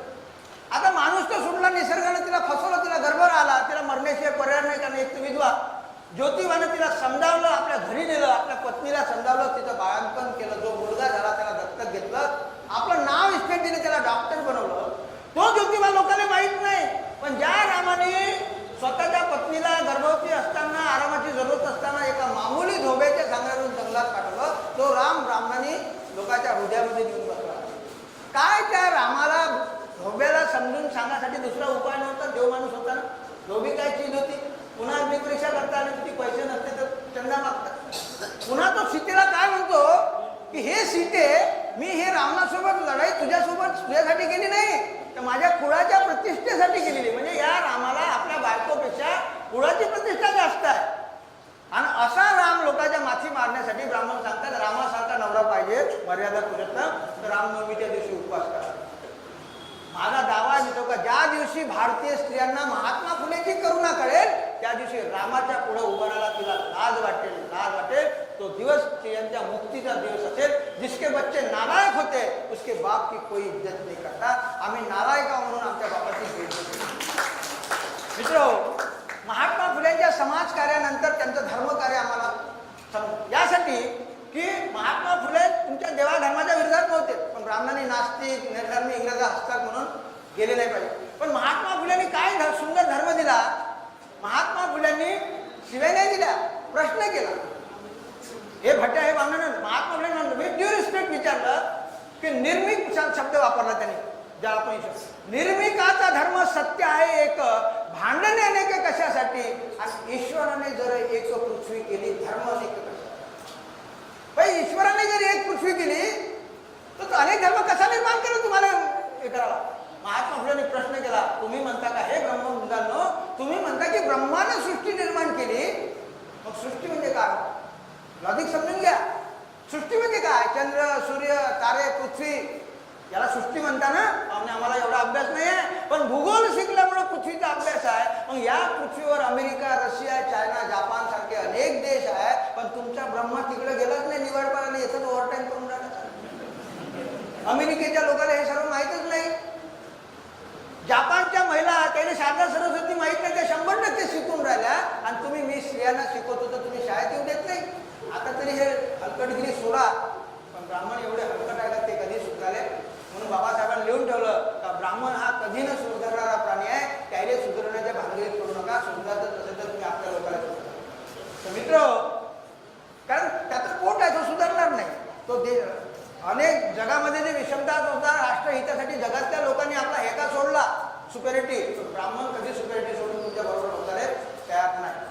धर्मकार्य म्हणून महात्मा फुलेंनी मग काही धर्माला विरोध नाही केला. धर्म त्यांनी सांगितलं का धर्म काय आहे, तर धर्म हा जोडणारा सिमेंटिंग फोर्स आहे. जसं दोन विटा जर एकामेकावर आपटल्या तर दोन्हीचाही भुरका होईल, दोन्ही मातीत जाईल.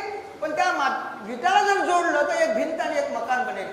तसं हे माणसं जर देवा धर्माच्या नावानं लढले, जातीच्या नावानं, ते दोघंही दुःखी होईल. म्हणून या माणसाला जोडण्यासाठी धर्म पाहिजे, ताकी एक सुंदर समाज आणि एक राष्ट्र निर्माण करता येईल. पण तुम्ही तर माणसाला जोडलं, उष्णीत बनवलं. जगातले धर्म, महात्मा फुले म्हणतात की जगातले धर्म कमसे कम आपल्या धर्मातल्या माणसाला बंधू मानते, इस्लाम, ख्रिस्ती.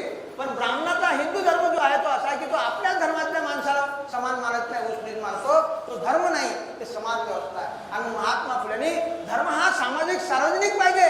सार्वजनिक म्हणजे सर्वांच्या हितासाठी, सर्वांच्या संरक्षणासाठी, सर्वांना घेऊन चालण्यासाठी. पण ब्राह्मणाचा धर्म फक्त ब्राह्मणाला एक नंबरवर ठेवते आणि बाकीच्याला क्रमाक्रमानं अपमानित करते, अधिकार विहीन करतो. हा धर्म होऊ शकत नाही. म्हणून महात्मा फुलेंनी तो रिजेक्ट केला आणि सार्वजनिक धर्म, सत्य धर्म दिला.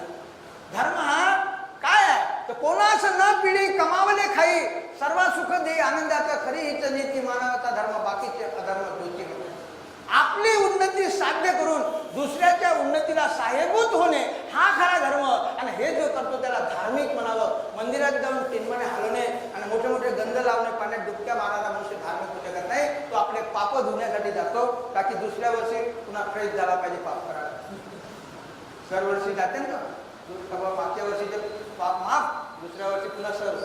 तर महात्मा फुलेंनी सांगितलं का धर्म हे फार उचित चीज आहे. समाजाला जोडण्यासाठी राष्ट्रीय धर्म पाहिजे. ब्राह्मणाचा धर्म हा दुर्गाट लोकांचा धर्म आहे. धूर्त त्याचे डायरेक्टर आहे आणि मूर्ख त्याला. तो जोपर्यंत धूर्त आणि मूर्ख हे राहील तोपर्यंत हे राहील. आणि म्हणून आपल्याला लोकांना खरा धर्म ईश्वराचा सांग. आणि मग 25 वर्ष, वेळ कमी असल्यामुळे 25 वर्ष महात्मा फुलेंनी शिक्षण कार्य, समाज कार्य, धर्म कार्य. वयाच्या 21व्या वर्षी, आज एवढ्या आधुनिक युगात 21 वर्षाचे पोट्टे स्वतःचा पोट बघू शकत नाही, मायबापावर अवलंबून आहे. पण या माणसाने 21व्या वर्षी शाळा काढली स्त्रियांची. आणि 21 पासून 25 वर्ष त्यांनी हे कार्य केलं. आणि मग लोक ऐकत नव्हते, पागलाच करायचे. पण हा माणूस जिद्दी, दुनिया झुकते. तसं ब्राह्मणाचं सूत्र आहे, दुनिया झुकते, झुकाने वाला होणार. त्यांनी साम दाम दंडभेदानं तुम्हाला झुकवलं. मनी मीडिया महात्मा फुलेचं सूत्र होतं, दुनिया जागती आहे, जगाने वाला होणार. परसापेच्या गोदरीत जाऊन त्यांनी माणसं जागवले.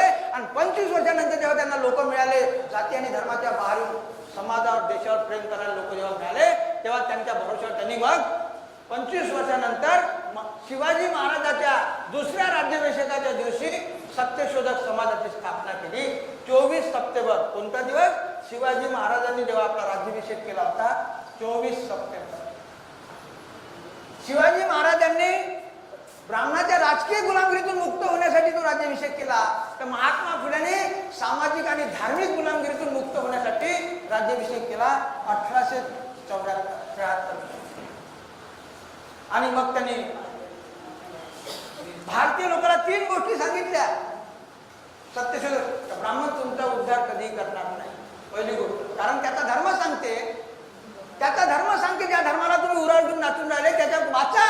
तो सांगते का तुमचा जन्म त्यांच्या सेवेसाठी झाला, आणि ही सेवा तुम्ही तेव्हाच कराल जेव्हा तुम्ही ज्ञान धनाच्या दूर राहा. त्यांना भीती आहे की जर शूद्राला ज्ञान सत्ता धन पोहोचलं तर तो सेवा करणार नाही, उलट त्याला खाली ओढेल आपल्या सोबत सेवाला, आणि ते त्याला मंजूर नाही. कारण तो श्रमाला तो पाप समजतो. शेतकऱ्याला त्यांनी 3रा बैल म्हटलेला आहे. ज्या शेतकऱ्याच्या उरावर बसून तो खाऊन राहिला, तो श्रम करणे पाप म्हणून लिहून ठेवलं. आणि शेतकऱ्याला बैल, जो ब्राह्मण आपल्या धर्मात शेतकऱ्याला बैल म्हणते, त्याला माणूस म्हणून जगण्यासाठी तो काहीच करू शकत नाही. म्हणून शेतकऱ्याला आत्महत्या करावी लागते, आणि म्हणून श्रमाला इज्जत द्यावी. तर ब्राह्मण तुमचा उद्धार कधीही करणार नाही. हे दुसरं सूत्र सांगितलं का त्यांच्या सोबत राहून किंवा त्यांना आपल्या सोबत घेऊन तुमचा उद्धार होणे नाही. कारण तो तुमच्या फक्त दया करू शकते, पण तुम्हाला कायद्यानं बरोबरीनं सन्मानानं अधिकार द्यायचा नाही. पण दया ही जनावरावर करायला लागते, माणसावर नाही. माणसाला स्वाभिमान द्यायला अधिकार पाहिजे, कारण दयेमध्ये लाचारी असते, आणि म्हणून ते कधी तुम्हाला द्यायला तयार नाही. मग 3रा उपाय महात्मा फुलेंनी सांगितला का जर भारतीय शेतकरी कष्टकरी लोकांना मुक्त व्हायचं असेल तर एकच उपाय आहे, त्याला स्वतःच्या पायावर उभा लागेल. त्यासाठी एकच उपाय, जोपर्यंत भारतातला कष्टकरी वाटण्याचा अधिकार आपल्या हाती घेणार नाही, स्वतःचं मूल्य ठरण्याचा, तोपर्यंत तो कधी होणार नाही. आज 150 वर्ष होऊन राहिले ज्योतिबाला जाऊन. आम्ही ज्योतिबा फुल्यांचं अर्थशास्त्र स्वीकारलं नाही, पण ज्योतिबाचं नाव घेतो आम्ही, पार्ट्याही चालून राहिलो, पण ज्योतिबाची पॉलिटिकल इकॉनॉमिक्सची पॉलिसी कोणीच राबवून नाही राहिलं. आज कष्टकरी 85 आहे, आणि वाटण्याचा अधिकार या 15% लोकांचा. मग यांचा पक्ष कोणताही असेल, यांचे विचार कोणते असो, समाजवादी असो, भांडवलवादी असो, तुम्हाला फुटबॉल बनवलं, इकडून लात मारली तर इकडं तिकडं, तुम्हाला वाटतं का सत्ता बदलली सरकार, परंतु तुम्हाला ते काय, यांच्या कोणत्याही पक्षाचं सरकार तुम्ही निवडून दिलं तरी यांची इकडेच प्रगती होते, या खालच्या लोकांकडे काही त्यांचं इंजिन जात नाही. आणि आम्ही बोंब मारून राहिलो, गरीब गरीब झाले, श्रीमंत श्रीमंत झाले. पण कोणते गरीब गरीब झाले ना कोणते श्रीमंत? जो ब्राह्मण स्वातंत्र्याच्या अगोदर आमच्या दक्षिणेवर जगत होता, आज त्यांना तुमच्या दक्षिणेची जरूरत नाही. ते तुम्ही देता म्हणून घेते, तुमची आदत नाही. पण त्यांनी गांधीजींनी यांच्या स्वातंत्र्यासाठी टायकोट सोडली. गांधीजींनी आमच्यासाठी काहीच नाही केलं. यांच्या पदरामध्ये स्वातंत्र्य दिलं तरी गांधीजीला त्यांनी मारलं, आणि भीतीपोटी त्यांनी खेळे सोडले. पुण्या मुंबईच्या ठिकाणी महाल बांधून म्हणजे फॉरेन मध्ये चालले 21व्या सदीमध्ये. आणि इकडे 100 एकराचा तेलीमाई कुंडी 2 एकरावर आला. तो एका मुलीत लग्न करू शकत नाही, हुंड्यापायी लग्न होत नाही, मुली आत्महत्या करणारा. कोणते गरीब गरीब झाले, कोणते श्रीमंत झाले? 21व्या सदीची गोष्ट आज चालला. कोण चाललं 21व्या सदी? कॉम्प्युटर युगात. यांना भारतामध्ये नोकऱ्या मिळत नाही, हे फॉरेन मध्ये जातात, आणि आम्हाला कुंभमेळे, राशी भविष्य, डुबक्या मारून त्यांना खुजली घेऊन घरी वापस येतात.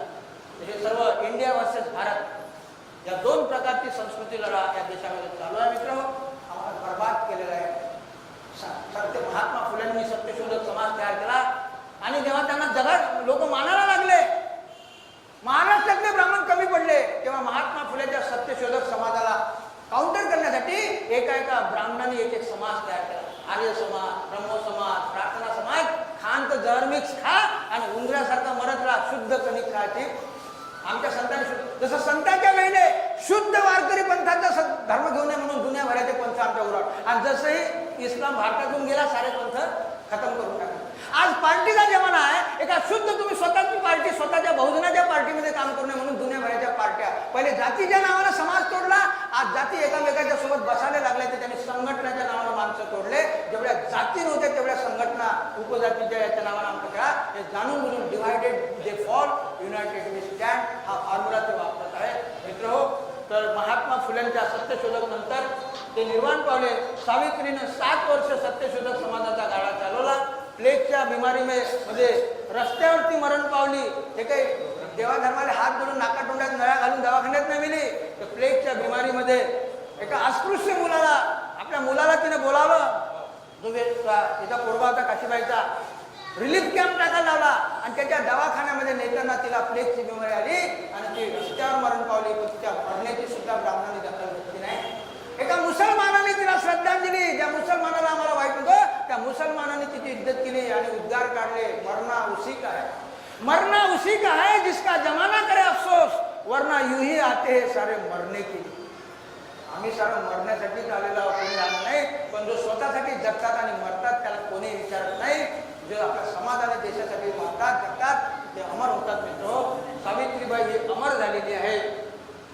आणि सावित्रीबाईच्या नंतर छत्रपती शाहू महाराज जे शिवाजी महाराजाचे विचार आले, त्यांच्याजवळ अर्ध राज्य होतं, त्यांनी हा विचाराचा वसा शाहूंनी चालवला. शाहू महाराजाच्या आपल्या जीवनात मी दोनच काम सांगतो, जास्त वेळ नाही. शाहू महाराजांनी पहिलं काम केलं की महात्मा फुलेंनी जे शिक्षणाची गंगा पुण्यापासून सुरू केली, त्यांनी कोल्हापूर पर्यंत पूर्ण महाराष्ट्रामध्ये महासागर तयार केला, आपला खजिना खाली केला आणि जागोजागी त्यांनी शिक्षण संस्था उघडल्या. शाहू महाराजांनी पहिलं महत्वाचं काम.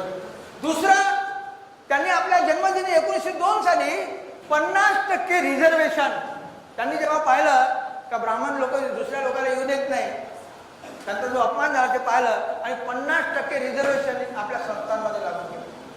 त्याचा फायदा सर्व समाजाला मिळाला, बाबासाहेब आंबेडकरांना मिळाला. बाबासाहेब आंबेडकर यांना तयार केलं 2 कुणबी राजांनी. डॉक्टर आंबेडकर 1891, 1956.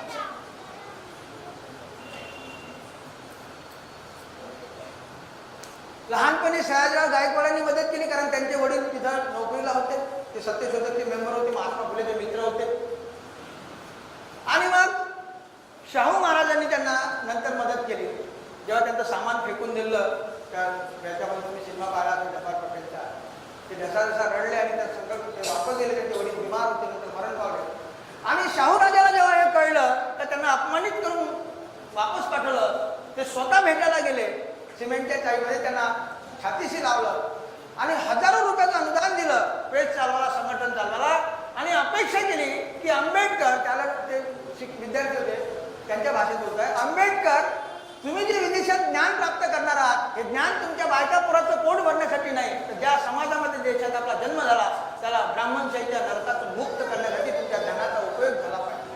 आणि या एका अलिखित कराराने आंबेडकरांनी, बाबासाहेबांनी आपलं जीवन अर्पण करून टाकलं. ते स्वतःचं जीवन झालं.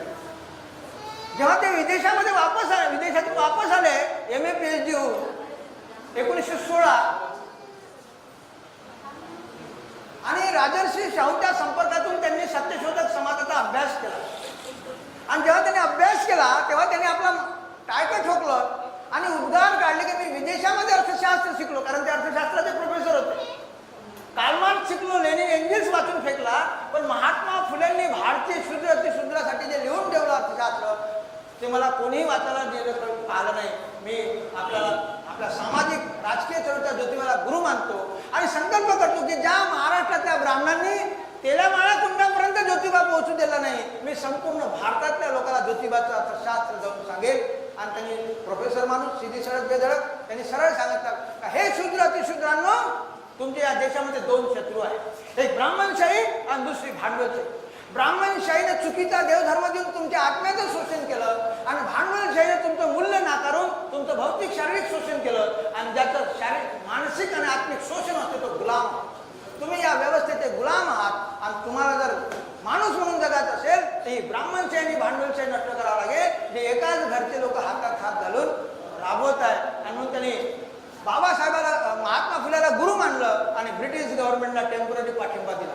जसं महात्मा फुल्यांनी म्हटलं की आम्ही इंग्रजाला हाकलू जेव्हा आमच्या स्वातंत्र्याची बारी, आज नाही. तोच वसा बाबासाहेबांनी पावला घेतला आणि ब्रिटिश गव्हर्नमेंटला पाठिंबा दिला. परिणाम काय झाला की त्यांनी पाठिंबा फुकट नाही दिला तर नाक दाबलं तर तोंड उघडते. त्यांना स्थैर्य मिळाल्यामुळं ब्रिटिश गव्हर्नमेंटनी फर्स्ट इंडिया ऍक्ट तयार केला. बाबासाहेबांच्या रिकमेंडेशन मध्ये फर्स्ट इंडिया ऍक्ट तयार झाला आणि या फर्स्ट इंडिया ऍक्ट मध्ये पिछडा कोड कायदा या 85% लोकांसाठी सामाजिक, राजकीय आणि आर्थिक दृष्ट्यानं कायदे करण्याचं अभिवचन इंग्रजांनी दिलं आणि ब्राह्मण घाबरले. कारण त्यांनी व्याख्या केली मागासवर्गीय पिछडा कोणाला म्हणायचं तर ब्राह्मण म्हणजे ज्ञान, क्षत्रिय म्हणजे सत्ता, वैश्य म्हणजे धन आणि या तिन्ही वस्तूंचे दूर आहे ते वंचित लोक आहे त्याला त्यांनी पिछडा डिक्लेअर केलं. आणि बाबासाहेब या 85 लोकांना एकसाथ जेव्हा करत होते तेव्हा ब्राह्मणांनी विरोध केला आणि विरोध केल्यामुळं मग त्यांना अनेक अडचणीतून जावं लागलं.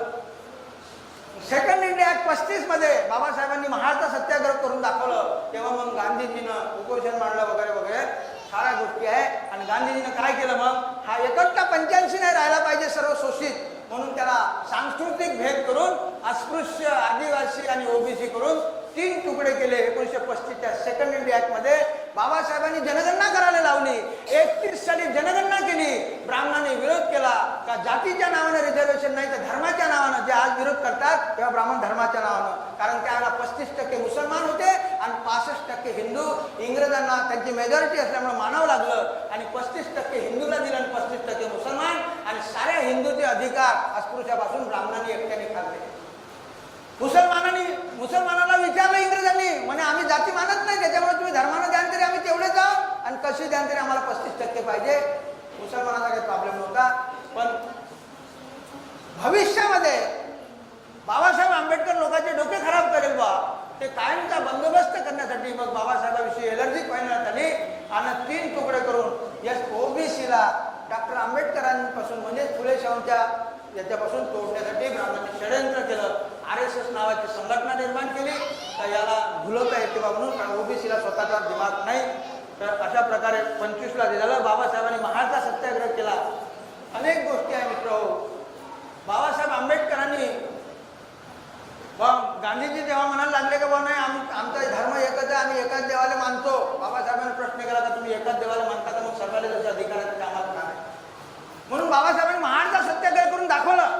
कारण बाबासाहेब जेव्हा अधिकार मागत होते तेव्हा गांधीजीनं इंग्रजाला हाकलण्यासाठी आपला लढा तेच केला.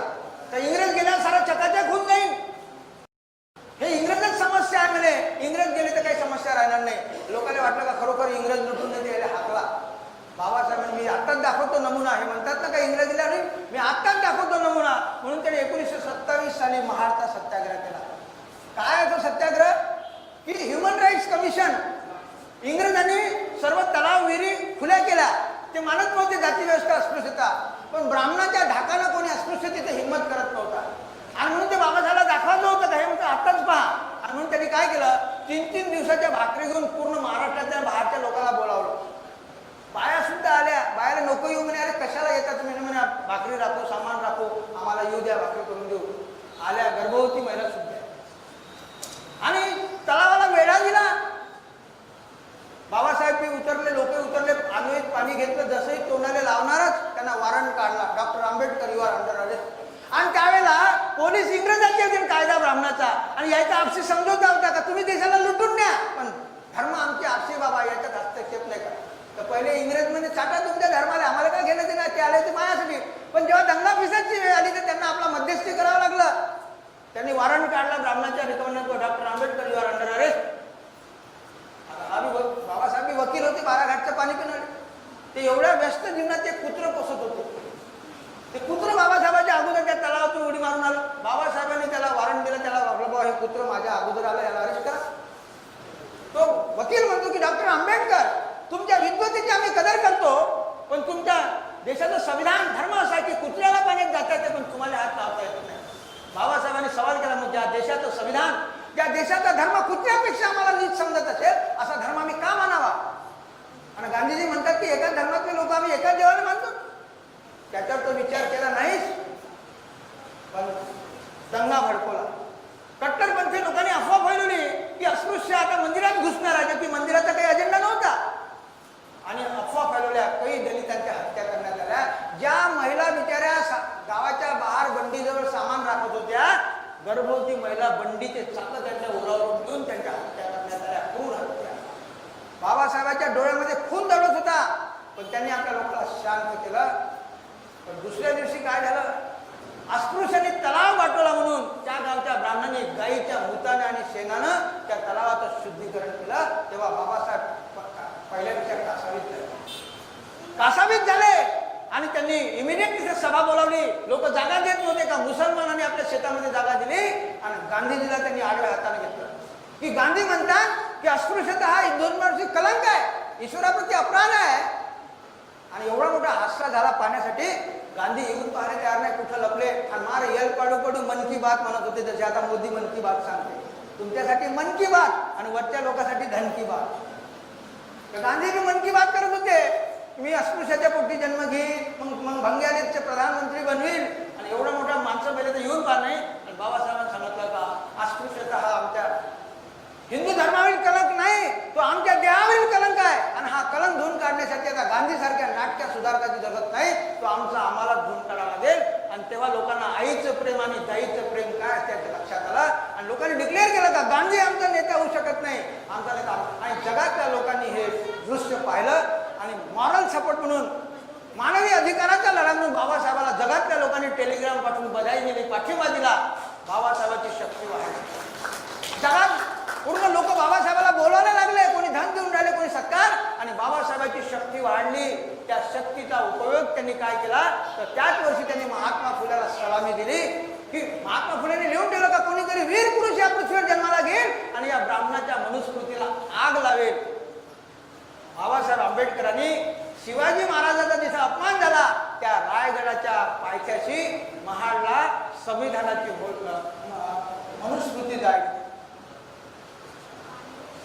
मनुस्मृती जाळली आणि बाबासाहेबांनी उद्गार काढले का हे शूद्रांनो, एक पुस्तक जाळणं काही खूप मोठी बहादुरी नाही, पण हे पुस्तक जाळण्यायोग्य का आहे, कारण या पुस्तकात तुमची माणुसकी, तुमची अस्मिता आणि स्वाभिमान नष्ट केलेला आहे.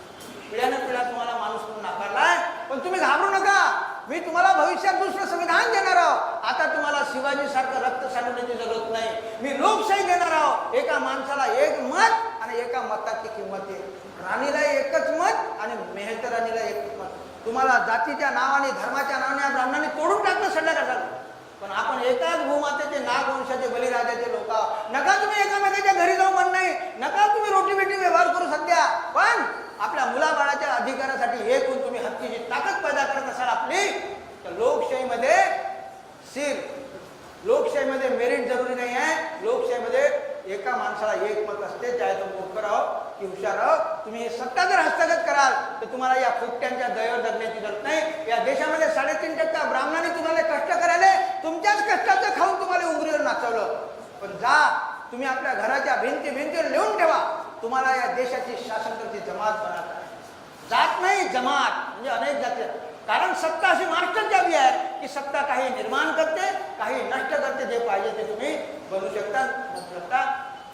केवढी अपेक्षा होती अम्बेडकरला की मैं अकेला अगर अम्बेडकर देश को हिला सकता हो, तो माझ्या समाजात बेस्ट इंजिनियर, डॉक्टर, डायरेक्टर पैदा होईल. तर तिरछी नजर करून कोणाची हिंमत होणार नाही. पुढाच्या भिंतीवर लिहा. त्यावेळेला विटाच्या भिंती नव्हत्या तरी अपेक्षा केली. आज त्यांच्या पुण्याईनं, त्यांच्या संघर्षामुळं 3-3 मजली बिल्डिंग बांधल्या आमच्यात. पण आम्हाला चमचेगिरी, दलाली, भडवेगिरी करण्यातच मजा येते. जिल्हा परिषद आणि ग्रामपंचायतच्या खुट्याला आम्ही बांधतो, बैलासारखा कडबा खातो आणि आमच्या पाठीवर तो दिल्ली आपल्या कब्जात ठेवते. असली मार. जिल्हा परिषदमध्ये कानून बनत नाही, कानून बनते दिल्ली. बाबासाहेबांनी बोट पार्लिमेंटवर दाखवलं, जिल्हा परिषदवर नाही. की capture can temper of power for emancipation. हे सूत्रांनो, तुम्हाला तुमची मुक्ती करायची असेल तर त्या सत्तेच्या मंदिरावर करा, तिथं तुमची मुक्ती आहे. या भटांच्या मंदिराचे चक्कर टाकून तुमचा उद्धार होणार नाही. तुमच्या शेकडो पिढ्या त्यांनी बर्बाद केलेल्या आहे. हे काही महामांगाला नाही सांगितलं, हे ओबीसीला सांगितलेलं आहे. ओबीसी, कारण बाबासाहेब एवढे दिलदार होते की त्यांनी शेड्यूल कास्टसाठी पहिले नाही लिहिलं, ओबीसी साठी पहिले लिहिलं. संविधान वाचा, एवढी बुद्धी आमची अकलेचं शेणखत आणि खोबरं करून ठेवलं आहे ओबीसीच्या, की बाबासाहेबांनी 340 पहिले लिहिलं. 340, 41 नंतर 342. हे काय आहे? पहिले ओबीसी साठी लिहिलं बाबासाहेबांना, मग एससी साठी, मग एसटी साठी. तरी आमचे भयाड ओबीसी म्हणते की बाबासाहेबांना आमच्यासाठी काहीच नाही. बाबासाहेब हा असा महान माणूस होता, नुसतं केलं नाही. आणि 1 वर्षाच्या आत त्यांनी आयोग न नेमल्याचा राग म्हणून राजीनामा दिला बाबासाहेबांनी 51ला. आज तुमचा कोणता ओबीसी नेता आहे जे ओबीसी साठी राजीनामा दिला पार्लिमेंटमध्ये? एकही भेटणार नाही. तरी आमचे लोक बाबासाहेबाला मानत नाही, आणि जोपर्यंत आम्ही बाबासाहेबाला मानणार नाही त्याच्या पापाचे फळ ओबीसीला दिल्यामुळे तुम्हाला भोगावं लागेल. मित्र हो, मनुस्मृती जागली किती आशाद होता तर कधीतरी हा समाज जागेल. बाबासाहेबांनी 20-20 घंटे जागून, अहोरात्र जागून, डोळे फोडू फोडू लिखाण काम केलं. पूर्ण समाजशास्त्र त्यांनी आपल्या पुढे मांडलं. एक संविधान दिलं, जगा आणि जगू द्या, लिव्ह अँड लेट लिव्ह. संविधान खूप चांगला आहे. जिसकी जितनी संख्या भारी, संख्या भागीदारी दूर. संख्या तर मिळालीच नाही भागीदारी, पण नैतिक पतन झालेलं आहे. आज माणसाची किंमत घटली, जनावरांच्या किमती वाढल्या, पण माणसाची किंमत घटलेली आहे. याला जिम्मेदार कोण आहे? या देशातले शिकलेले लोक. जेवढे जास्त शिकले तेवढे जास्त हरामखोर निघाले, कारण त्यांनी देशावर प्रेम केलं नाही, देशातल्या माणसावर नाही. त्यांनी शिक्षणाचा फायदा फक्त आपली साडी, आपली गाडी, आपली माडी, साडी माडी गाडीचा दर्जा बदलवण्यासाठी त्यांनी मेरिट विकलं. पैसा तर वेश्या सुद्धा कमावतात, पैसे भिकारी सुद्धा कमावते, परंतु शिक्षण हे फक्त पैसा कमावण्यासाठी हे निकृष्ट आहे. शिक्षण हे मनुष्याचं माइंड डेव्हलप करण्यासाठी, ताकि तो ultimate truth, beauty and goodness आणि आपल्यासोबत आपला समाज आणि देशाचा विकास करण्यासाठी शिक्षण आवश्यक आहे. परंतु आजचं शिक्षण फक्त किती शिकलं तर किती पैसे मिळेल, त्याच्या खिशातून माझ्या खिशात कसं येईल, कोणाला टोपी घातली तर आपलं भरण, आणि या देशात टोपी घालणारं शिक्षण भेटल्यामुळं एकामेकाला आम्ही लुटून राहिलेलो आहोत. हे जोपर्यंत बंद होणार नाही, कारण महात्मा फुलेंनी म्हटलं का विद्येविना मती जाते आणि कुविद्येनं मती बिघडते. हा सारा परिणाम आपण पाहतो. मित्र, बाबासाहेबांना आशा होती, बाबासाहेबांनी संविधान लिहिताना आपल्याला संदेश दिला का हे शूद्र अतिशूद्रांनो, मी तुम्हाला संविधान धर्मनिरपेक्ष देतो आहे. बस मी आठवत आहे, जास्त वेळ धर्मनिरपेक्ष. बाबासाहेबांनी म्हटलं का तुम्हाला काय करायचं आहे, तुम्ही स्वतंत्र आहात आपल्या घरामध्ये, तुम्हाला कोणी मना करणार नाही, पण अंगणात आल्यावर तुम्ही या देशाचे नागरिक म्हणून जगा. तुम्ही गुलाम होते पहिले, आज तुम्हाला नागरिक म्हणून अधिकार आहे, पण ते अधिकार तुम्हाला कर्तव्य केल्याशिवाय मिळणार नाही.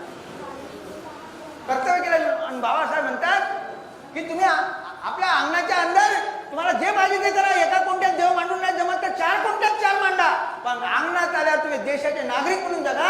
आणि संविधान हाच तुमचा राष्ट्रधर्म असायला पाहिजे, कारण या संविधानामध्ये समस्त एका माणसाला माणुसकीत आणण्यासाठी मी लिहून ठेवलेला आहे, कानून बनवलेला आहे.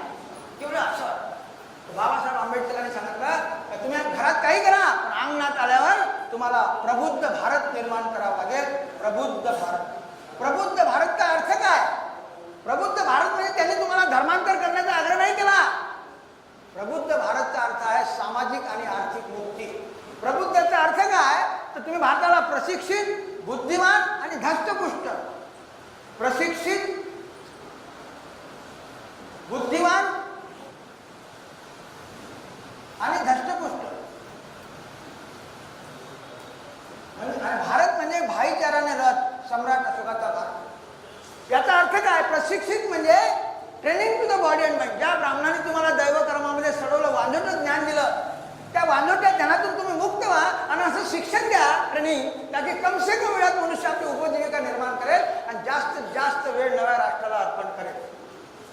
गध्यासारखं बैलासारखं दिवसभर पोट भरायला काम करणार नाही, त्याला म्हणतात प्रशिक्षित. बुद्धिमान म्हणजे ज्या ब्राह्मणाने तुम्हाला आत्मा परमात्म्यामध्ये लटकून ठेवलं, मकड जाळामध्ये फसवलं. मकडी काय करते? मकडी बाहेरून काय आणत नाही, चिमणी कावळा बाहेरून कचरा आणते आणि घर बनवते, नेस्ट. पण मकडी काय करते? आपल्या शरीरातलं तंतू काढते आणि जाळं बनवते आणि त्या जाळ्यामध्ये भक्ष्य शोधते, त्याचं रस पिते, शोषण. ब्राह्मणाने सुद्धा बुद्धीचा विकृत उपयोग करून तुम्हाला दैव कर्म प्रारब्ध नशीब याच्यात फसवलं आणि तुमचं शोषण केलं मकडीसारखं. आणि म्हणून म्हणतात की त्याला या मकर जाळमधून बाहेर काढा आणि एनहॅन्स ॲट ए ग्लॅन्स जीवनात सुख आनंद शांती देणारं विज्ञान, सायंटिफिक नॉलेज द्या. आणि धष्टपुष्ट केव्हा? जेव्हा त्याची खाप्याची सोय होईल, केव्हा होईल? जेव्हा त्याला काम मिळेल, कामाचे योग्य दाम मिळेल.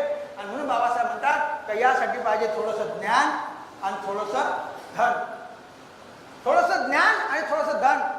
आणि मग सांगतात ते हे ज्ञान आणि धन हे कष्ट करायचं कधी जात नाही, ते सत्ता सत्ता आणि अधिकारी वर्गावर अवलंबून असते देणे. सत्ता हे व्हेकल आहे, पहिल्यांदा वेळ लागते, म्हणून तुम्ही सत्ता घ्या. कारण ज्याचा जो ज्ञान नसते तो हीन, ज्याच्या जो सत्ता नसते तो दीन. दीन म्हणजे कोणी लोक मूर्ख बनतात, दीन म्हणजे गरीब मागणेवाला. आणि ज्याच्या जो धन नसते तो दुर्बल. या हीन, दीन, दुर्बल इस्लामिक भाषेत हिंदू म्हटलेला आहे. हिंदू म्हणजे गुलाम. ब्राह्मण लोक आपल्या धर्मशास्त्रात आपल्याला शूद्र म्हणत होते. शूद्र म्हणजे कोण? तर ब्राह्मण म्हणजे ज्ञान, क्षत्रिय म्हणजे सत्ता, वैश्य म्हणजे धन, आणि या तिन्ही गोष्टीपासून जो दूर आहे तो शूद्र. महात्मा फुलेंच्या काळापर्यंत आपल्याला ब्राह्मण शूद्र म्हणत होता, पण जेव्हा महात्मा फुलेंनी जागृती केल्यामुळे लोक शूद्र म्हणायला तयार नाही, तर ब्राह्मणांनी अल्टरनेट आपल्याला हिंदू शब्द वापरला. शब्दाच्या परिस्थिती बदलू देत नाही, शब्द बदलतात. अस्पृश्याला हरिजन म्हणत होते, त्यांनी ऑब्जेक्शन घेतलं. हरिजन म्हणजे काय होते? ज्याच्या मायबापाचा पत्ता नाही, जे मंदिरात पैदा होतात. तर सांगण्याचं तात्पर्य हे की हे जर तुम्ही स्वीकार केला तर हे मागच्या दरवाज्यातून पेशवाईचं सुटत आहे. स्वतःच वाघाच्या पिंजऱ्यात जाऊन तुम्ही फसाल. आणि जर हे हिंदू राष्ट्र ज्याला म्हणतात, गांधीजी याला रामराज्य म्हणायचे, आता ते मनुस्मृतीला हिंदू राष्ट्र म्हणतात, जर हे तुम्ही स्वीकारलं तर तुम्ही स्वतःच वाघाच्या पिंजऱ्यात फसाल. आणि जर तुम्ही हे स्वीकारलं तर याचे परिणाम काय होतील की तुम्हाला अधिकार भूल जा. अधिकारासाठी नाही तर भाकरीसाठी आणि पाण्यासाठी संघर्ष करावा लागेल, जो आपल्या महापुरुषांनी याचा अगोदर केलेला आहे. हे जर वाचवायचं असेल तर आम्हाला या भारताला संविधान वाचून प्रबुद्ध भारतासाठी कार्य करावं लागेल. आणि हे शिकलेल्या लोकांची ड्युटी आहे. आणि म्हणून बाबासाहेबांनी सांगितलं की हे दुसरं स्वातंत्र्य युद्ध आपल्याला लढायचं आहे. 15 ऑगस्ट 47 जो भारत स्वतंत्र झाला इंग्रजापासून, ते या देशातल्या 15% लोकांना आम्हाला लुटण्याचं स्वातंत्र्य मिळालेलं आहे. आम्ही स्वतंत्र नाही, आम्ही गुलाम आहोत. आमचा फक्त मालक बदललेला आहे. पहिले आम्ही दुहेरी गुलाम होतो. इंग्रजाचं राज्य हे आमच्यासाठी राजकीय होतं, परंतु ब्राह्मणाची गुलामी हे मानसिक आणि धार्मिक गुलामी आहे. ही सत्ता पालट होऊन येणार तर आम्हाला राज्यकर्ते व्हावं लागतं. शत्रूच्या दयावांपेक्षा आम्हाला स्वतःचं सरकार, शिवाजीसारखं स्वतःचं राज्य निर्माण करावं लागेल. आणि म्हणून याला दुसरं स्वातंत्र्य युद्ध आम्हाला लढावं लागेल. म्हणून बाबासाहेब म्हणतात की काही लोक खाण्यासाठी जगतात, काही जगण्यासाठी खातात, पण तुम्ही जगण्यासाठी खा आणि समाजासाठी जगा. खूप जास्त नाही, फक्त 5%. 95% तुम्ही आपल्या बारका पोट्यासाठी जगा, खूप प्रेम करा, परंतु 5% ज्या समाजात देशात राहत आहे. नाहीतर काय होईल? तुम्ही स्वतःची उन्नती किती कराल, 4 मजली बिल्डिंग घाण, अत्तरानं साफ कराल, गंगाजलानं साफ कराल, पण रस्त्यावर जर शेणाची उकंडा असेल तर तुम्हाला अत्तराचा आनंद घरात भेटणार नाही. ते घाण पहिले उकंडा साफ करावा लागतो. तसंच तुम्ही स्वतःचा उद्धार खूप केला आणि समाज जर सडला असेल, घडला असेल, तर समाजातून आपण मुलं देतो, मुली घेतो. जर सडला घडला समाज राहिला तर गलत मुलगा मुलगी तुमच्या घरात घुसेल आणि मग तुमचा शांती भंग होईल. आणि मग डोक्यात हात ठेवून बोंबवल्यापेक्षा आजच ही समाजाची घाण आम्हाला दुरुस्त करावं लागेल. आणि म्हणून मनुष्य या नात्याने आम्हाला समाजकार्य करावं लागेल. म्हणून बाबासाहेब म्हणतात की जगतात सारेच लोक, पण जगण्याची रीत. कार्ल मार्क्सने सुद्धा म्हटलंय की दुनियामध्ये 2 प्रकारचे लोक जगतात. एक जे आहेरेवाले आणि दुसरे नाहीरेवाले. आहेरे म्हणजे जे लोक सत्तेत असतात त्याला आहेरे म्हटलेलं आहे, आणि जे बाहेर राहते ते नाहीरे. जे लोक सत्तेत असतात ते मजबूत असतात, मजबूत, आणि जे लोक सत्तेच्या बाहेर राहते ते मजबूर असतात. शब्द लक्षात घ्या, मजबूर. हे मजबूत कशाच्या भरोशावर? श्रीयम, मनी, मीडिया आणि माफिया. श्रीयम, मनी, मीडिया आणि माफिया हे हाताशी घेऊन ते मजबूत असतात. आणि हे मजबूत लोक, मजबूर लोकाला 3 प्रकारे जगतात. मजबूर लोक, बहुसंख्य लोक जनावरांसारखे दयेवर जगतात. जसं जनावर मागत नाही, भेटलं तरी ठीक, नाही भेटलं तरी ठीक, आहे की नाही? तर बहुसंख्य लोक दयेवर जगतात, ज्याच्यात आपला ओबीसी जास्त आहे. थोडेसे लोक, थोडेसे त्याच्यातले व्यक्तिगत लाभासाठी चमचेगिरी करतात, आणि थोडेसे लोक लाचारी प्रकार. लाचारी, चमचेगिरी, लाचारीत काय फरक आहे? मामूली फरक आहे. चमचेगिरी 12ही महिने मालकाच्या सोबत राहून केले जाते, कुत्र्यासारखे. आणि लाचारी 12ही महिने दूर राहते, शिव्या मी देते, आणि मग युती करते निवडणुकीच्या वेळी थोड्याशा फायद्यासाठी. तर आमच्या ओबीसीने आपल्या बापाचा इतिहास नाही पाहिजे. आमचा ओबीसी आपल्या बापाला बाप मानत नाही, तो आपल्या बापाला उघडण्यात फेकते, भटाच्या बापाला उरावर घेऊन नाचते. त्याला फुले नाही चालत, शाहू नाही चालत, आपले संत तुकाराम, आपले संताजी नाही चालत, ते ज्ञानेश्वर आणि एकनाथ त्याला त्याच्या पालख्या उचलते. तर आमच्या ओबीसीला आपल्या बापाचा इतिहास माहित नाही, तो 12ही महिने चमचेगिरी करतो. पण शेड्यूल कास्टचे लोक थोडेसे जागरूक आहेत फुलेच्यामुळं. ते काय करते, 12ही महिने दूर राहते, शत्रूला शिवाय देते, आणि निवडणूक आली का वाट पाहते, कोणाचं नाक दाबलं तर कोण तोंड फाडते आपल्यासाठी, ते युती करतो. त्याच्यामुळे ते नामनेवाला नाही तर देणेवाला. तर मित्र हो, म्हणून बाबासाहेबांनी म्हटलं आहे का तुम्हाला ही दुसरी लढाई लढावं लागेल मित्र हो. आणि म्हणून खाण्यासाठी जगणं किंवा स्वतःसाठी जगणं काही खूप मोठी गोष्ट नाही. जनावर सुद्धा स्वतःसाठी जगतात आणि मरतात. आणि म्हणून आपल्याला स्वतःसाठी जगता जगता समाज आणि ही ड्युटी शिकलेल्या लोकांवर दिलेली आहे. कारण शिकलेले लोक हे बेनिफिटेड आहे. फुले शाहू आंबेडकरांचा फायदा घेतलाय त्यांनी. अज्ञानी लोक गाव खेड्याचे झोपडपट्टीचे शेती त्यांना काहीच मिळालं नाही तरी ते आपल्या आशेवर आहे, ते आपल्या प्रेम करतात. पण आम्ही लोक त्यांच्यासाठी काहीच करत नाही. आम्ही हुशार जरी असलो तरी टेबलावरचे कागद खात नाही. आम्ही अन्न खातो आणि हे अन्न आपल्या समाजातील लोक तयार करतात. आम्ही त्याला सोडलं तर आम्ही देशद्रोही होऊ. आणि म्हणून आम्हाला याचा विचार करायचा आहे. हे शिकलेले लोक शिकलेल्याच का बाबासाहेबांना उमेद होती की मग अकेला अगर आंबेडकर हिला सकता हो, तर सर्व समाजातील शिकलेले लोक जर आज देशावर समाजावर प्रेम करेल तर या देशामध्ये सुधारणा सुधारेल. भारतात काही कमी नाही आहे. भारतात दोन समस्या आहे. एक, वरच्या लोकांना खाऊ घालायची नियत नाही आणि खालच्या लोकांना अज्ञानामुळे खायची अक्कल नाही. तुम्हाला दोन काम करावं लागेल. शिकलेल्या लोकांना वरच्या लोकांना हटवा लागेल आणि आपल्या खालच्या लोकांमध्ये जागृती प्रबोधन आणून अक्कल निर्माण करेल. हे जर केलं तर ह्या देश हा सम्राट अशोकासारखा, जो सम्राट अशोक त्यावेळेला जगातले लोक ज्ञान आणि धन घ्यायला भारतात येत होते. आज आपण प्रत्येक छोट्या छोट्या देशाला आज आपण भीक मागून राहिलो. ही अवस्था आपल्याला या सुदान देशाला.